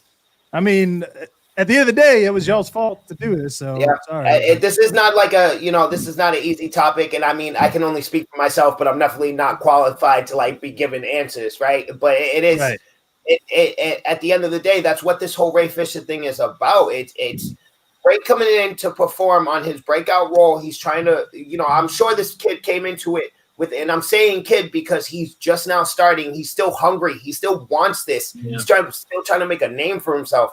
The kid comes in and he probably got his heart crushed when, first of all, Josh even stepped in to begin with. And now with all the allegations with it on top of it, assuming on my part that they are in fact true, not only did his breakout role turn out to be not even close to what he thought it was going to be, but now he's getting thrown all kinds of loops and phrases and terms and, things. Again, I'm going to go with, he probably called him boy at one point. Seems like something Josh would say. I mean, listen, dude, all I could say is if somebody talked down to you, regardless of if you knew them, if they were your boss and they were calling you, hey, listen here, boy, you're going to do what I say. You'd be like, what? Here's the thing. Sometimes it can be just that. Who are you? Well, right. Yeah. Right. You'd be like, just a condescending attitude. They're cool. Here's the thing. If it was bad enough for Gal Gadot to basically go, I never want to be on set with that motherfucker again, then obviously he wasn't just talking to Ray about it, right? I mean, it was a full on. So what sucks, Ray may never get another job after this because other studios will be like, oh, we don't want the controversy. We don't want it. It's not even that. This is the beautiful thing about it, right? Because we haven't seen the performance yet, and when we do, when we see the amazing actor that he is, it's going to be the opposite. Any studio that hires him, there's going to be like, dude, they're giving him a chance. Like it's going to be looked at in a positive way. Yeah, because if he was a horrible actor, if he was a horrible actor and he was out talking shit about everybody, right? Not just select people, like talking shit, blurting out everything that happened and all that. Because keep in mind, he's being reserved. Yeah, and he was being a dick about it. Yeah, you're right. Everybody, he ain't getting a job, but I feel like it's the opposite. Like, dude, I think he's playing the long game, and I think once we see the performance, it's going to change a lot of people's mind. I think that's going to be true regardless if his performance is well done or not. I think because this is the exact kind of, and it's not a bad thing by any means, but this is the exact kind of message we're looking for nowadays. Is this type of shit is unacceptable? Period. There's no ifs, ands, or fucking buts. You can't do shit like that. There's another angle that this might change, and again, this is something we've been saying for months. When the Snyder Cut comes out, and I believe it will be received very positively, Warner Brothers or Warner Media or DC Films says, "Hey Zack, go ahead and make your Justice League 2, whether you want to do a movie or a miniseries." And Zack's like, "Great, I want Ray Fisher back as Cyborg." That could be something that happens. Yeah, Zack's like, "All right, you put my vision out. People liked it. HBO, it might be HBO. HBO, forget Warner. HBO might be like, hey, we liked it. We like our numbers, and look, it's a possibility. Zack, whatever you want, you got it. We got that Game of Thrones money. We want Justice League too." Don't put your money on that. Like, yeah, it's a possibility, but the likelihood of Ray stepping with anywhere under that umbrella is very, very slim. Very. The likelihood of that, I would say no, just not going to happen. I agree, but the likelihood of getting the Snyder Cut as we're getting it was impossible. It was never supposed to happen. At best, we were going to get a Blu-ray 20 years later. But I mean, like it's like it's definitely like a milestone in film. But at the end of the day, all it is a director's cut. We've seen a million of them. It's really not that far-fetched. Hey, Drip. I gotta interrupt you and say never, ever, and I do mean ever, fucking compare that Justice League to the fucking one that we got coming out. Don't ever. And I mean, I think it's completely different. I mean that. Listen. No. I mean that in respect to what we're gonna get. You cannot, and I do mean that in all seriousness. No. There is no fucking way that you could say that we're getting a director's cut of Justice League, because here's the thing. Okay. By you saying that, you are giving us and you're implying that the movie that we got in the theater, it's similar to that, but it's just going to be a little different. No, this fucking thing is night and day. Fair enough. I say director's cut because it's at the end of the day, it's always been Zack Snyder's movie to me. It's never been Joss Whedon's. It was only Joss Whedon came in last second. Remember, I've studied that fucking thing to a gross and obscene amount. Like, listen, the fact that Snyder has 55 minutes, 55 minutes of actual footage, and Whedon has 50 fucking minutes of movie time in Justice League. That's gross. That is not a Snyder film. It's never been a Snyder film from that point. The fact that the 55 minutes that Snyder's footage actually is, only 20 of those minutes are literally like untouched. Like even though they are touched, you're talking about 20 minutes, out of 2 hours. That is pure Snyder. No, that movie, that Justice League, and I know that because I did research. I dissected that fucking movie.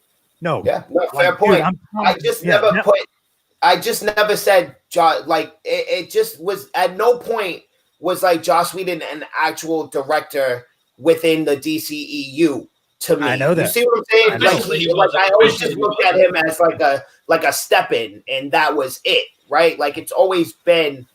But I do get your point and like why director's cut isn't the best choice. And going back to what you're saying, Garza, I thought I knew all the differences. I'm like, okay, that's a Joss Whedon scene. But there are fans who have dissected stuff like, hey, look at Jason Momoa's tattoos in this shot and this shot. And they're like counting the little things on them.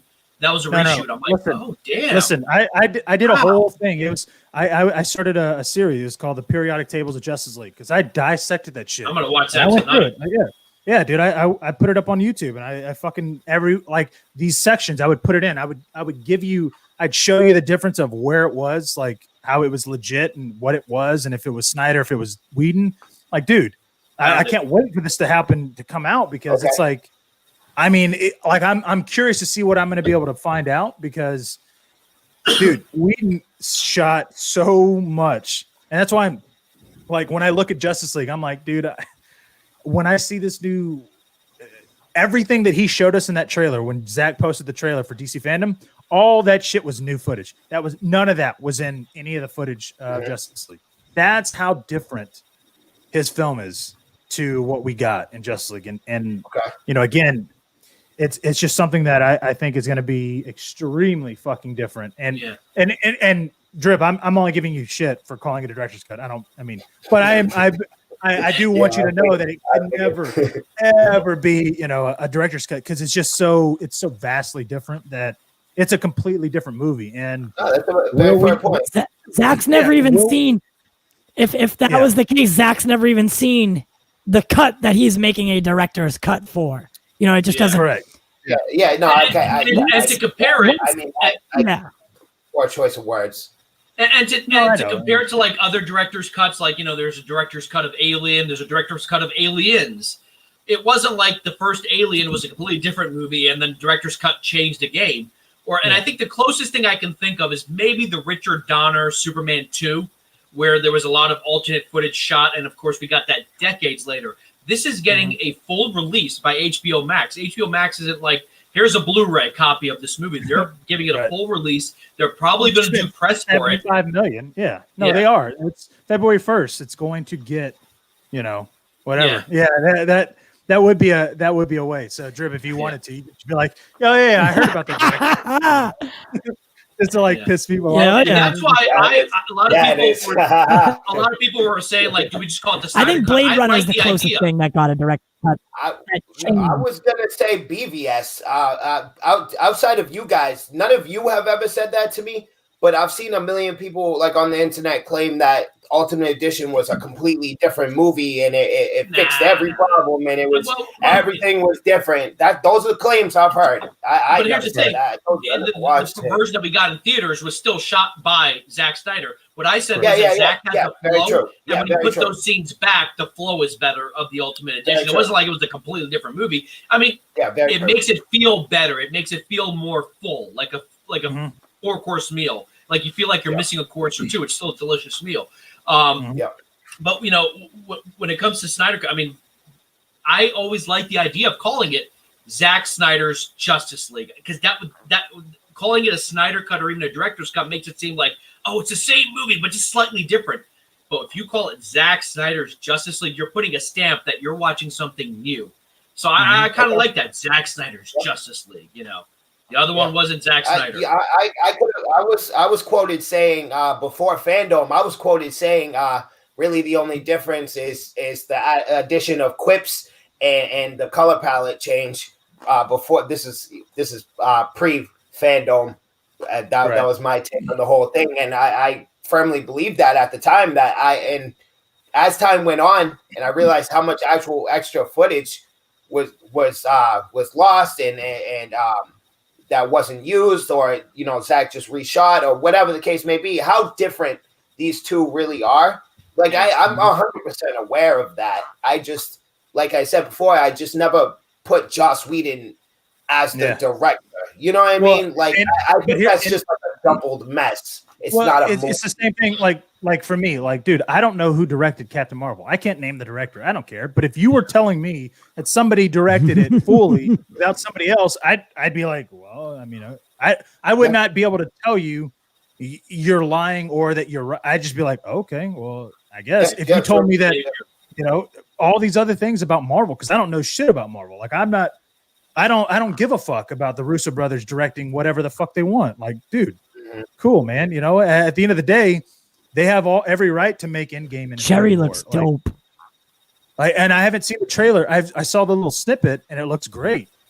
But it's like, well, if you were going to tell me that the Russo brothers, they didn't really get to make their creative decisions because Feige was always, on their ass about this and this certain shot, I'd be like, I don't know. I mean, it doesn't look that way. Right? Yeah. But when you put it that way, if Endgame turned out to be this giant hot mess, and same thing, it came out that Feige just wouldn't let these people work. When you put it like that, when you put it like that, I'd be in uproars too, because I love it. Right. And you'd be like, dude, this is nothing like Infinity War. Like, what the fuck are you guys doing? That's a fair point. So, you'd be like this. You'd be like, wow, 6 seasons in a movie. Yeah, right. I fucking wish. But I mean, you would be like that. And then you'd be like, but also imagine it's not Feige, right? Imagine it's somebody else that just came in that you're like, wait, what? Like, you don't. Yeah. What the fuck Just are you some doing? random- Like, you're not even some random fucking person. You'd be like, you're not Kevin Feige. Like, what the fuck? Because obviously it would be a crazy fucking situation. But I mean, that's essentially what it would be like, right? And- like and- no, great comparison. Yeah. Absolutely. And I just want to say something, just so we're not all ganging up on him here. No. Justice has always had his. Yeah, no, and I get you're only giving him shit as a friend, so that's all good. Yeah. Just on the Snyder side of things, he's always had his views. We may not agree with them, but what makes Pop Culture Corner what it is that we're all allowed to have our different views. And I did get him to agree at one thing the other day, is that DC now, like, so the thing about when Zack was on board with the DC universe, at least you knew what a DC movie was going to look like when you went into it, right? You knew that this is DC, this is Batman, this is Superman, these are these characters. Right now, everything is so fucking all over the place, and you don't know who's where, what's who, you know.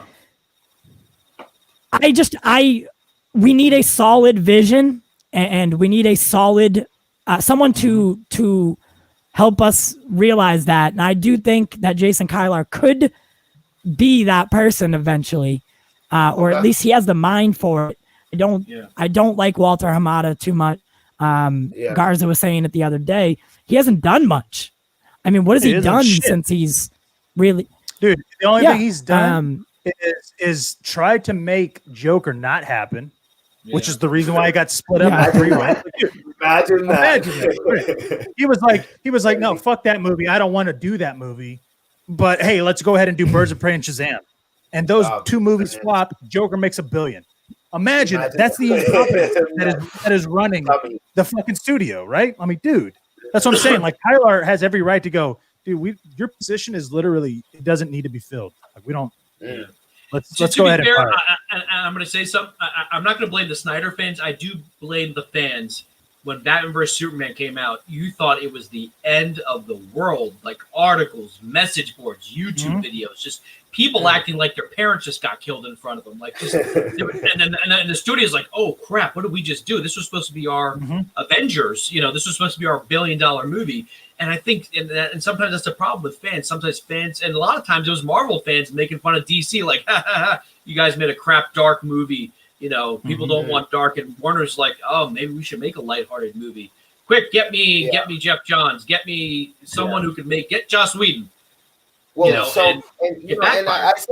I said it at the beginning. You know, DC's always been, well, not always, but in recent years, they've been the darker of the two. That's why they've taken on characters like Spawn and Hellboy, because they're aiming for a more darker, gritty kind of style.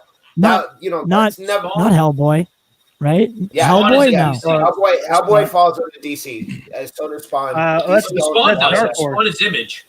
Yeah, but DC owns them. That falls under that umbrella. I don't know. Excuse me. I don't know if they own them, but they definitely work together on a regular basis. They've done crossovers. Yeah, I don't know if they own them, but they kind of fall under the same umbrella. You'll never see Spawn over at Marvel. Is my point. It's really just like DC. You know what I mean? And they've always had like that darker, grittier kind of thing. So that's the best of both worlds. And at the end of the day, I'm a DC fan. I like DC characters a lot more than Marvel characters. I come to my DC for my dark and gritty, and Marvel for my lighthearted, web swinging, right? Yeah. Like Joseph was saying earlier, it brings it back to like sticking to your guns. At least with Snyder, we knew what we were getting. We knew what was happening, and this is what it is. And now that it's just a jumbled mess, how could anybody stick around? Even if you do love it, why would you stick around? They're not giving you, the fans, any reason to stick around. They're just giving everybody disappointment. You know, I think that, like you mentioned Shazam, I enjoyed Shazam because Shazam is supposed to be kind of funny. So that works. That's okay. Birds of Prey, I didn't hate it, but I enjoyed it for what it was. But it seems like they're trying to please everyone. And when you do that, you don't know where you're going with it. And right now, what is everyone looking forward to? Zack Snyder's Justice League. That should tell you something, that maybe they overreacted to the to Rotten Tomatoes and all that crap. And they should have just stuck with Zack's vision. And yeah, you can still do your Shazams, you can still do your Harley Quinn movies. You know, I'm not against that. Who are the guys making Flashpoint, Muschietti brothers or whatever? Mm-hmm. Let them do their version of Flash, and then look how the Guardians did under James Gunn, and look how the Guardians did under the Russo brothers. You can make it work. You can have different tones, and still make it work. I'm not against having different tones. That was always Zack's plan, though, is to let the characters be taken by other people. Well, or at least for their. I'm pretty sure, right? That Zack was always going to let. Well, after because we just saw that awesome picture, man. The Crimean War, the Wonder Woman. Garza, how'd you like that? Dude, man, that it's crazy to look at that and go, God damn, dude, I would have loved to see that that as a story, right? I mean. Yeah. You're talking about a warrior. Oh my God! Right? I mean, I have Wonder Woman tatted on my arm, dude. Like I'm a huge fan, right? Did you see some of the hate though? People are like, Wonder Woman would never use a sword and kill people. I'm like, I don't even read that. I just saw her do that. Yeah, I know. I'm like, dude, did you not hear her opening line or not opening, but just her lines like, dude, I've killed other things from other worlds before. Like, of course. Yeah, she's a warrior princess. But imagine her being that fucking brutal in the 1800s and 1700s and 1600s, and then getting all the way up to World War I, and all of a sudden she meets Steve Trevor, and it changes her character. Yeah. Like, dude, that's fucking impactful, dude. Rather than her being this fish out of water. And people forget she killed people in Wonder Woman. That scene where she jumps into the sniper tower, she killed that dude. Yeah. So Wonder Woman, guys. Well, that would definitely be interesting to see. You're absolutely right. Seeing a more brutal Wonder Woman, but that sounds like Flashpoint Wonder Woman. That's exactly how she was. And Flashpoint. She was very brutal. She was very tyrant type. Yes. And here's the thing too. I love the Wonder Woman. Like, dude, you know what? The movie that was made, that's by all means, dude, that's cool. And I enjoyed it for what it was. And if you told me that we were getting that Wonder Woman and then we were going to get some kind of Flashpoint Wonder Woman, I'd be down for both. I'd be like, yeah, sure. Let's roll. You know what I mean? Like, it's not, at the end of the day, it's like, well, whatever, dude, just give me whatever. I don't care. But I mean, you see what they went with Wonder Woman 84 and you're kind of like, disappointed. Like, like I enjoyed that movie, but you're kind of like, well, what was the point of it, right? I mean, what was the point? Remember, Wonder Woman 1. Yeah, it didn't advance any story. It didn't. Yeah, no, it served no purpose. No, it served no purpose. The whole point of the first one was Justice. Yeah, Justice said it. I think Justice said it perfectly. Like the first one, like, you have this warrior princess who's new to the world. She's trying to look war in the face and take it on. And, there was a sentiment to it. There was a pureness to it. There was determination. The exchanges between Chris Pine trying to show her that war wasn't as simple as one person, but then to find out that it was. Like, there were just so many things were going on, and it was such a beautiful movie. and then we got this, and it was like, what? Like, where did all that go? Drizzle, get out of my head. Yeah, I was just about to say that. Yeah, I think we're spending way too much time together. But I mean, that's the thing, though, right? When you look at it from that kind of point of view, and you go, okay, so imagine we see that warrior woman, right? And then all of a sudden she meets Steve Trevor. And then the next Wonder Woman film, it's her trying to end Ares because now she's spent all her time in all this war. Like, she's on that mission. Okay. Yeah. She doesn't even complete it, but she is beginning a new mission, right? Where she's going, okay, well, I just met Steve Trevor. Yeah. And then the next one's about her and Steve Trevor's adventure to find Ares. You know what I mean? Like, that's a continuation. That's something. Okay, cool. But when you look at Wonder Woman 84, you're like, I mean, and why not keep the war setting? It fit perfectly. Right. It was a great dynamic for Diana to Ares is a huge part of Wonder Woman's lore and Greek mythology in general. So why not? You started in the Great War. Why not just move up the timeline to World War II and have an acceptable reason for Steve to be alive? Yeah. or do it for okay, well, guess what? The first movie, if you're going to have a trilogy, the first one is in the Crimean War to get to Steve. Second one is Steve trying to find him in World War One. You find Ares, or at least you think you do. You think you end it. Oh, guess what? It doesn't end. Your third one is big battle with Ares. Yeah. You know what I mean? Like, what? My theory was stretch it out, make it work. Get some movies out of this. Don't give this movie. Wait, real quick, Garza. Exactly. So everything we just said, right? My exact issues with Batman vs Superman. We had the Batman vs Superman fight, which should have been the whole movie, if you ask me. Lex Luthor and Doomsday. That's. Well, I'm sorry, but that's way too much great content to throw into one movie. I think it's brilliant because Lex is working at it literally from the beginning. He is backpedal? literally staging things. No. He is staging things. That's the whole reason why for the desert scene, okay? And you haven't seen the UE, so it makes sense. But that desert scene is very fucking vital to everything that goes on in the whole movie. Like, imagine you being Superman, right? Mm-hmm. You've been Superman for 18 months, okay? You're doing your Superman thing, but at the end of the day, like, what is your Superman thing? You don't have a fucking comic book to go, oh, this is what I have to do. All right. So you're doing your Superman thing. The girl, the love of your life is somewhere she probably shouldn't be. You obviously are close to her. You know that she's doesn't really care about her safety at all. Like, that's just always the way she's been. Yeah. She goes to another country and you're like, oh yeah, I know that you're going to go to another country, but you're going to be dealing with this fucking murderer. Like, what are you doing? I can't. In your way, I would hope you'd be like, no, I can't allow that to happen. All of a sudden, you hear that.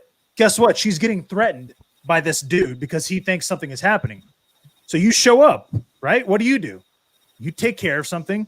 You don't kill this guy. You get him to put up or whatever. And then all of a sudden, you come back to America, and people are saying that you killed all these people that were in that compound that you just showed up to.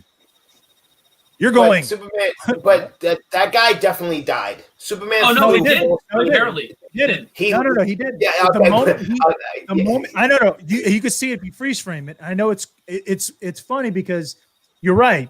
At the end of the day, you would think that he died, right? But no, Superman literally, deliberately, as soon as he grabs him, twists his body.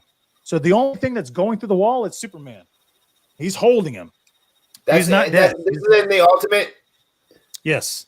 And all right. Well, and it's not like that explains it or anything. I'm telling you because obviously I know things about it. But you're right. Okay. Could it have been clear? Absolutely. Yeah. It could have been clear. Like, I'm not saying it's a perfect film, but here's the thing: because of that incident, your reputation, everything that you are dealing with now, is all scrutinized. So what are you supposed to do? You're going, well, I didn't kill those people. Like, I don't know what happened. Like, those people were already dead when I arrived. All I was doing was saving your ass. It's not my fault the CIA was there. Like, I didn't know the CIA was going to be there. All this shit is happening. And you're like, what the fuck? Guess what? It's Lex Luthor, because that was his plan. He made sure that you were caught with your pants down. And so the entire time, he is one step ahead of Superman. So guess what? When he is doing his stuff, he's spending these 18 months getting Batman to fucking hate Superman. Okay? That's the whole reason for the fight. He's going, dude, you know what, Superman? I don't like you because of what you represent. So I'm going to figure out a way to not only tarnish your legacy, tarnish your image. I'm going to get the one person who I think could probably beat you, and either you're going to fucking kill him or he's going to beat you. It's a win-win for me, okay? Guess what? Because I got access to your Kryptonian ship and I found out that I could actually make something that is so fucking beyond what you guys could even handle that y'all decreed it to never happen again, I'm going to use it as a fail-safe. So when my hour is up, you either bring me Batman's head or I'm going to get a call that your mother's dead because you didn't do it. Guess what? Then I'm going to release this. So he was a step ahead every fucking time. Now here's where it goes a little off. Well, and not really off in a bad way. Lex thought he could control Doomsday. That was his whole point. And they cut out a line they cut out a line where he was going to go, blood of my blood, your Doomsday. That was what he was going to say, but it just was your Doomsday because he was of the mindset that he can control Doomsday. Yeah. He was already prepared. Like the countdown was there. He could have stopped the countdown, but he knew he was waiting for, okay, well, Superman going to do it or is Batman going to do it?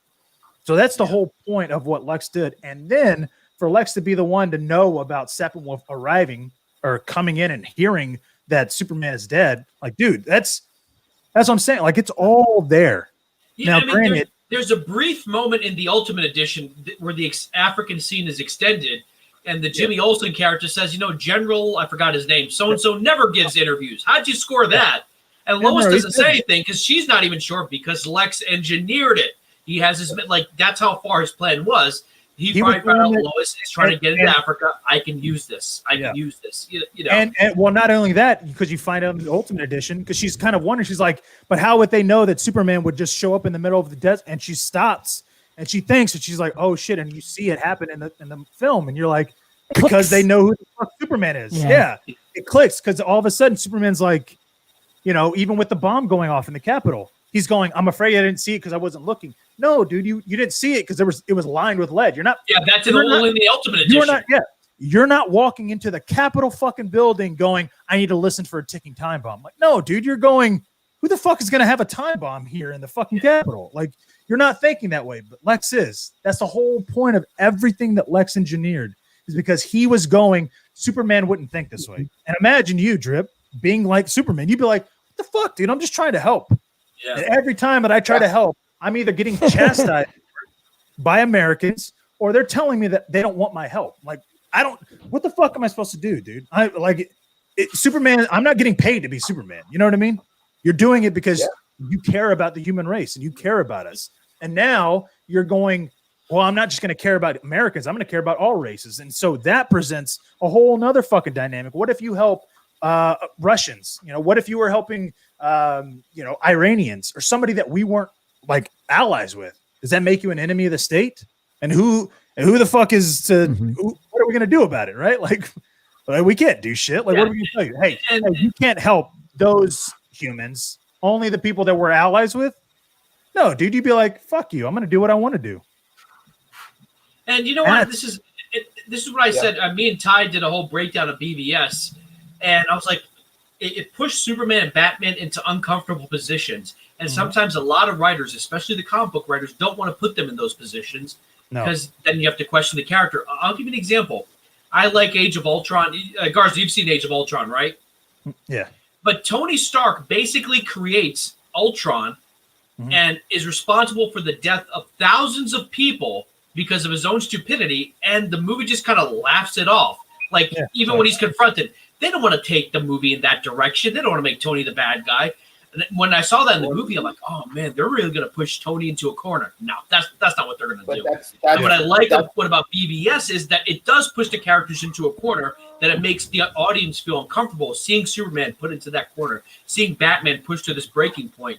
And that's why I think it's a movie you can dissect. Even if you don't like the movie, it's a movie you can dissect and get into and find meaning in every small bit of dialogue or scenery. You can just kind of jump right into it. Allow me to just say first, Garza, and this is my honest truth. You explained that BVS better than me watching the movie on at least 3 occasions. You explained that far better. I understood the story of that movie a lot better from you explaining it than from me watching it. Which kudos to you, by the way. Well, I appreciate that, but I mean, it is that big of a difference because when you actually look at it and you put yourself in that situation, like, dude, if an alien showed up tomorrow, and all of a sudden, not only is this an alien showing up, but we find out that there's been an alien living among us for 33 years. Oh, we're going to be like, wait, what? We're going to, dude, like here in America. Sorry, that's not going to be something that we're going to be like, oh, okay, cool. Dude. Sure. He's a good guy. Like, dude, we don't know what the fuck this guy's been doing, right? Yeah. And all of a sudden, we as humans, all of a sudden get wrapped up into seeing him tear down these fucking buildings, fighting. We don't know who is doing who. We don't know if the aliens are the bad guy or the guy that lived here for the last 33 years is the bad guy. We don't know shit because we didn't even know about him until 24 hours ago. I'm sorry. We're not going to just accept this guy. But then to find out, okay, well, the good guy allegedly won. And now he's interacting with other countries and he's doing things that necessarily aren't American, but he's also doing things for himself. and then he goes and does this to where people's lives are taken. Well, what happened? Why the CIA? They weren't supposed to be there, so the CIA can't come to his defense. Right? So you're going, Superman, come and tell us what happened. And Superman's like, well, I don't need to. And then even when he does fucking go, the Capitol gets fucking blown up, dude. Like that would be, you would literally be going, holy shit, I can't fucking win, dude. I cannot do anything without getting accused or accosted. So at this point, it's like, what the fuck am I doing? And it's because Lois was on the path because of what happened in the desert. Because of what happened in the desert so early with Lois is the whole fucking reason why Lois's arc is so integral to the plot. Because you're going, if Lois hadn't been the true hero of BVS, nobody would know that Lex was involved. There would have been no kind of way anybody would have known in the movie. We would have all known because we're seeing it. But Lex would have been involved. Like, dude, everybody that knew, the moment people knew that Lex was involved, they died. So it's like, dude, if it had not been Lois, you know, we wouldn't have known about it. So it's a different experience, I think, personally for me, and it's something that I'm excited about as Justice League because, Justice League feels like it's going to be the Watchmen level version of BVS, which I'm on for. Yeah. So, and like there's so many. And people like Jack and I talked about it. I've seen someone just mention it. Jack and I talked about it during our little breakdown. Like when people make fun of the whole Martha scene, it truly breaks my heart that they're not seeing what that scene actually means to the arc of Batman, to the arc of Superman. And like at that man realizes that he was wrong, that this person that I've hated for so long now is human, has a family, has a mother that he cares about, is like me. It just so happens that their mothers have the same name, but it's like people make fun of that scene and they just dismiss it completely, but it's detrimental. Well, here's the thing that I'll tell you, and this is personal for me, but also I can tell that anybody that really kind of like laughs at that moment, I can be like, dude, I know for one, you've never cared about something special. Then obviously that's what that means because, without getting too deep into it, I lost a daughter and I don't ever say her name. Like I don't, it's not like I'm ever just bringing her name up. And, she passed away in 2014. And to this day, if I hear her name, dude, it fucks me up. Like I'll get fucked up. Like I'm just, it fucks me up to where I'm like, it catches me off guard. Now, if I was fighting somebody, if I was in the heat of a moment and somebody had mentioned that name, I don't care what in reference it was to. I mean, I would have to stop. I'd be like, what the fuck did you just say? Like, dude, I wouldn't just be like, oh yeah, whatever. No, dude. If I heard her name, it would fuck me up. And so in that moment, keep in mind that this is Batman. I mean, dude, that's the last fucking word that his father said. Right? Yeah. He's been carrying it with him. That's the whole point of him having those dreams and what he's been doing and why we were shown the beginning of the film and why it plays again during that entire scene. It's because when he hears her name, he hears Martha. He's like, what? What did you do? Like, dude, why would you even say that name? Like, dude, I'm about to kill you. Yeah. That's why he says it. He's like, dude, I'm about to kill you. You're telling me that I need to go save Martha. Like, what the fuck is your problem? And that's truly what he's getting to. Without and the nightmare scene he has, not the nightmare sequence, but the dream he has where he's walking to he walks to his mother's grave and he sees the blood pouring out of her name, almost as if he's attributing that guilt to himself. And we mentioned this in our deep dive at the beginning when Bruce is at the rubble. He sees the little girl. The first thing he asks her, "Where's your mother?" Yeah. He has some deep issues about losing his mother. Obviously, he lost his father, but his father couldn't save his mother. He couldn't save this little girl's mother. There's a lot of clues in the movie that he has some issues about losing his mother, specifically because moms are more nurturing, more caring. And, and so when he hears that name, he's about to kill this dude. And he's like, "Save Martha." It's like, whoa, why did you say that to me? Like, did you know something about me? It makes sense to me. I don't know why people are so obsessed about that scene. Because No. So when he's talking about Superman in the beginning, he calls him an alien, right? An alien that if he wanted to could bring it all down, could tear it all down. But it's in that moment that he sees the humanity inside of him. And also, you know, he does have some issues with his mother. So it's like at that moment, he realizes like the way he's been going about this has been all wrong. And that's why it's so special to me. And so I just, with BVS in general, I don't know how that you're not seeing it the way I'm seeing it, right? Because it means more to me than any other film ever created. Like it just hits me on a different level, on a different wavelength. And it's frustrating sometimes. Right.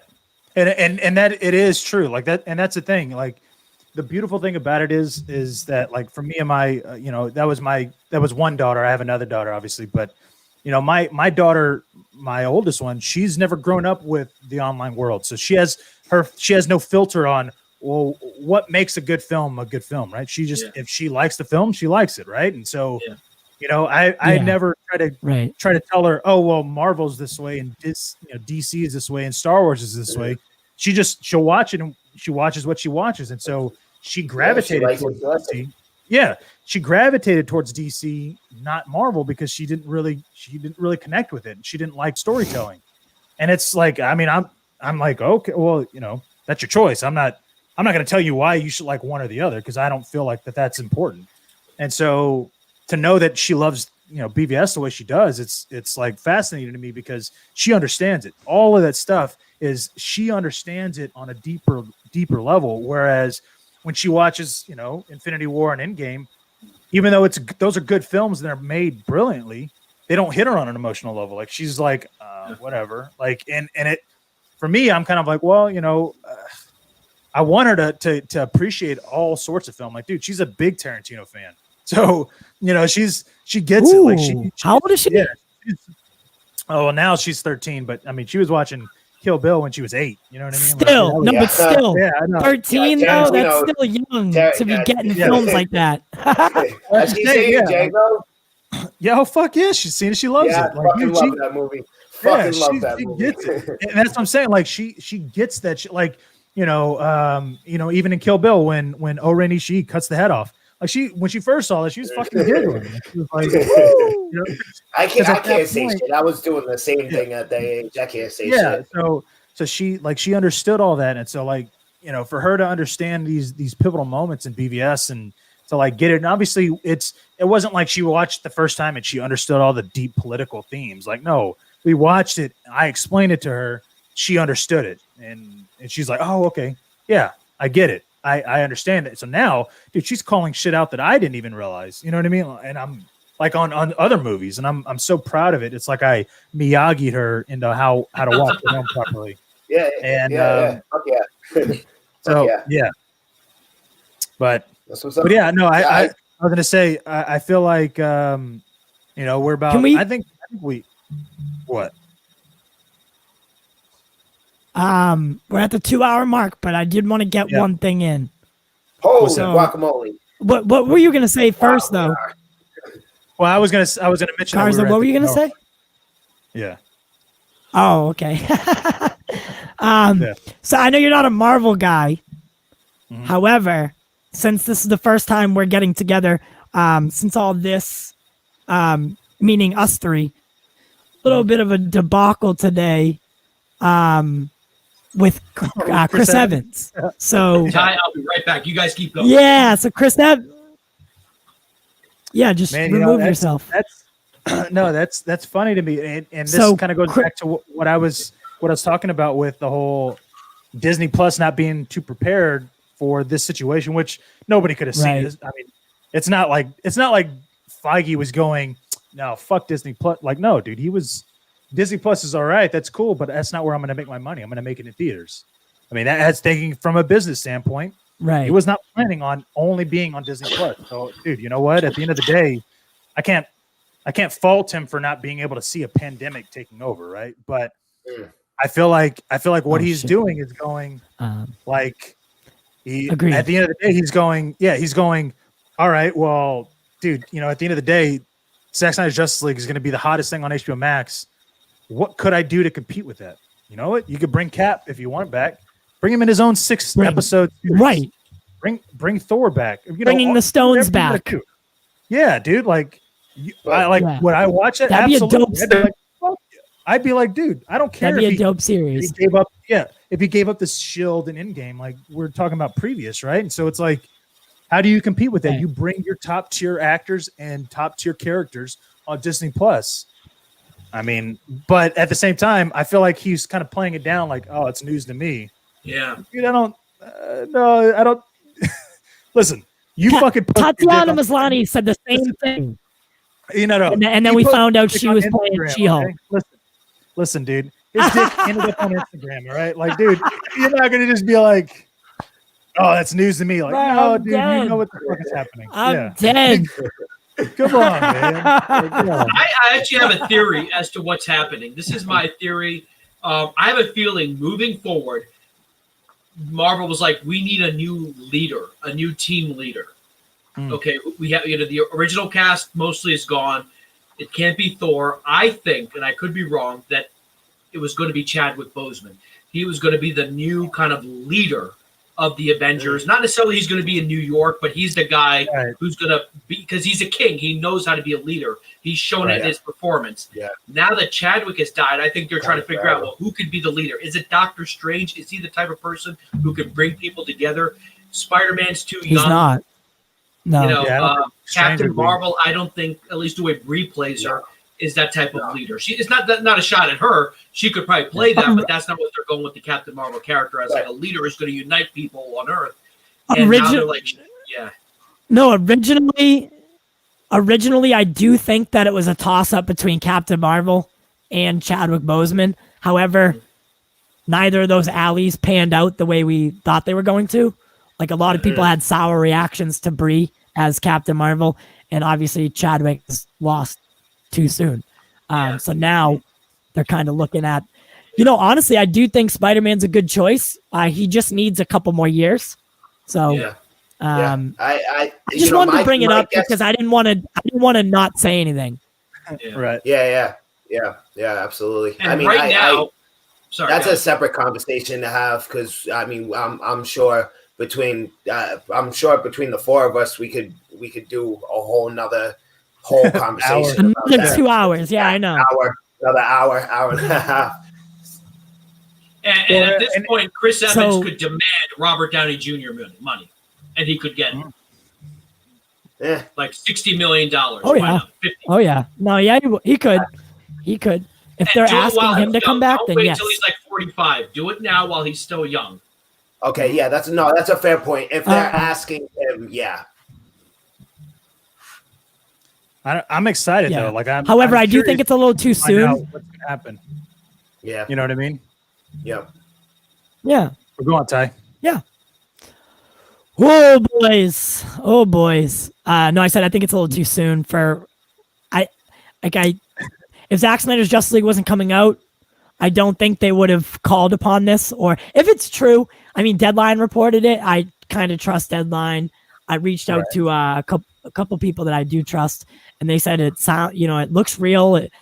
And then Chris obviously denied it, but I mean, he works for Marvel Studios, so I wouldn't doubt that he's So, well, I would agree. I would say it is too soon. I'd be like, dude, we just had Endgame in 2019, like, right? Like, no, but that would be pre-COVID. Like, we're in COVID. Like, they really have no choice at this point. They're going, we need something for Disney Plus that's Marvel centric. Like Disney or Star Wars, they have that now with Luke.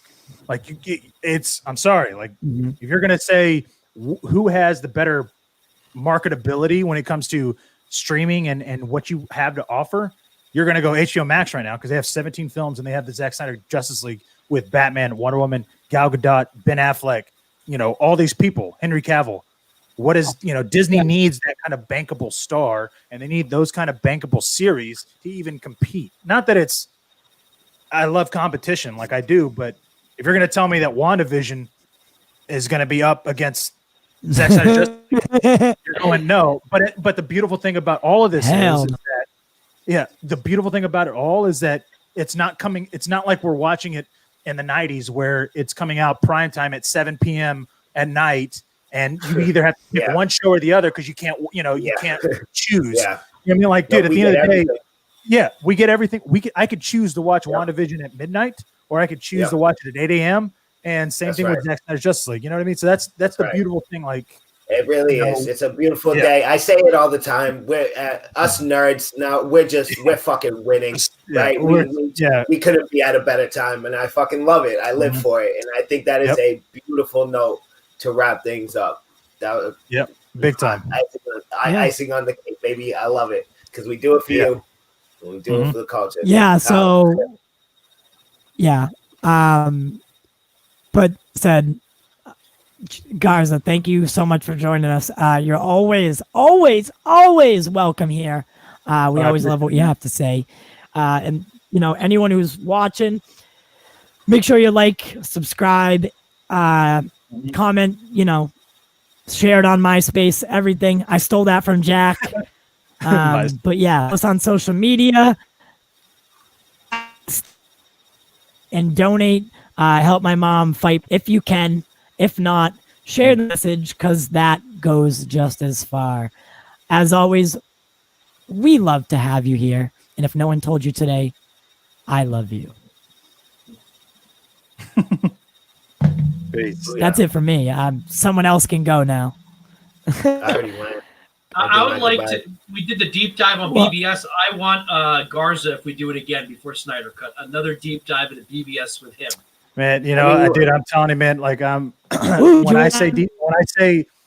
I say like I've watched that film like 450 times, the Ultimate Edition, I'm dead fucking serious. Like, God damn, there's not. Yeah. I got it ready. I'm gonna watch it. I'm gonna watch your periodic table. Yeah, and so when I say like, watch it. What?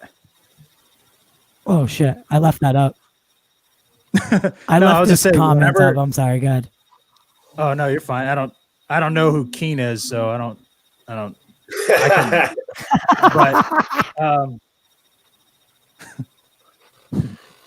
just kidding. But seriously, that was funny. That was good.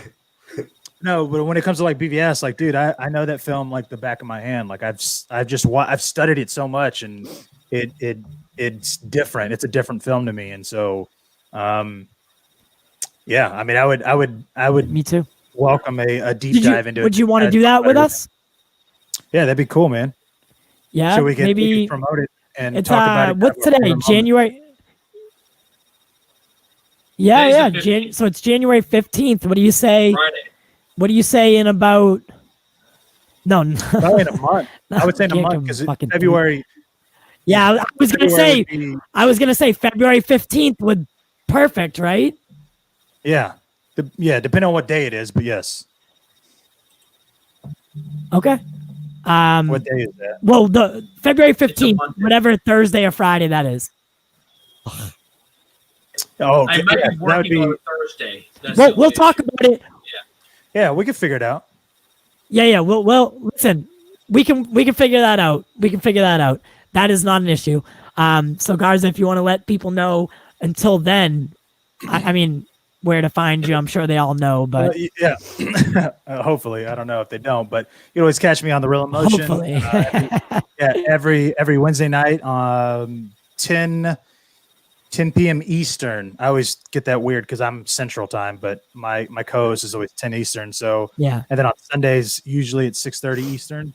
And then I'm on Real Anarchy, and you could obviously go down there on my Twitter account. You can give that a follow if you want, just to see all the shenanigans I do. And man, I appreciate you guys having me on here and talking. And I enjoy talking about DC, but I love to hear other people's opinions on certain things and even Marvel. So I appreciate it.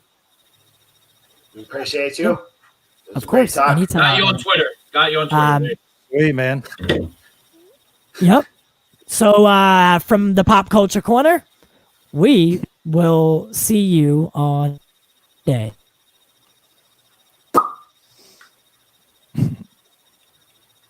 It's always like that awkward minute in between.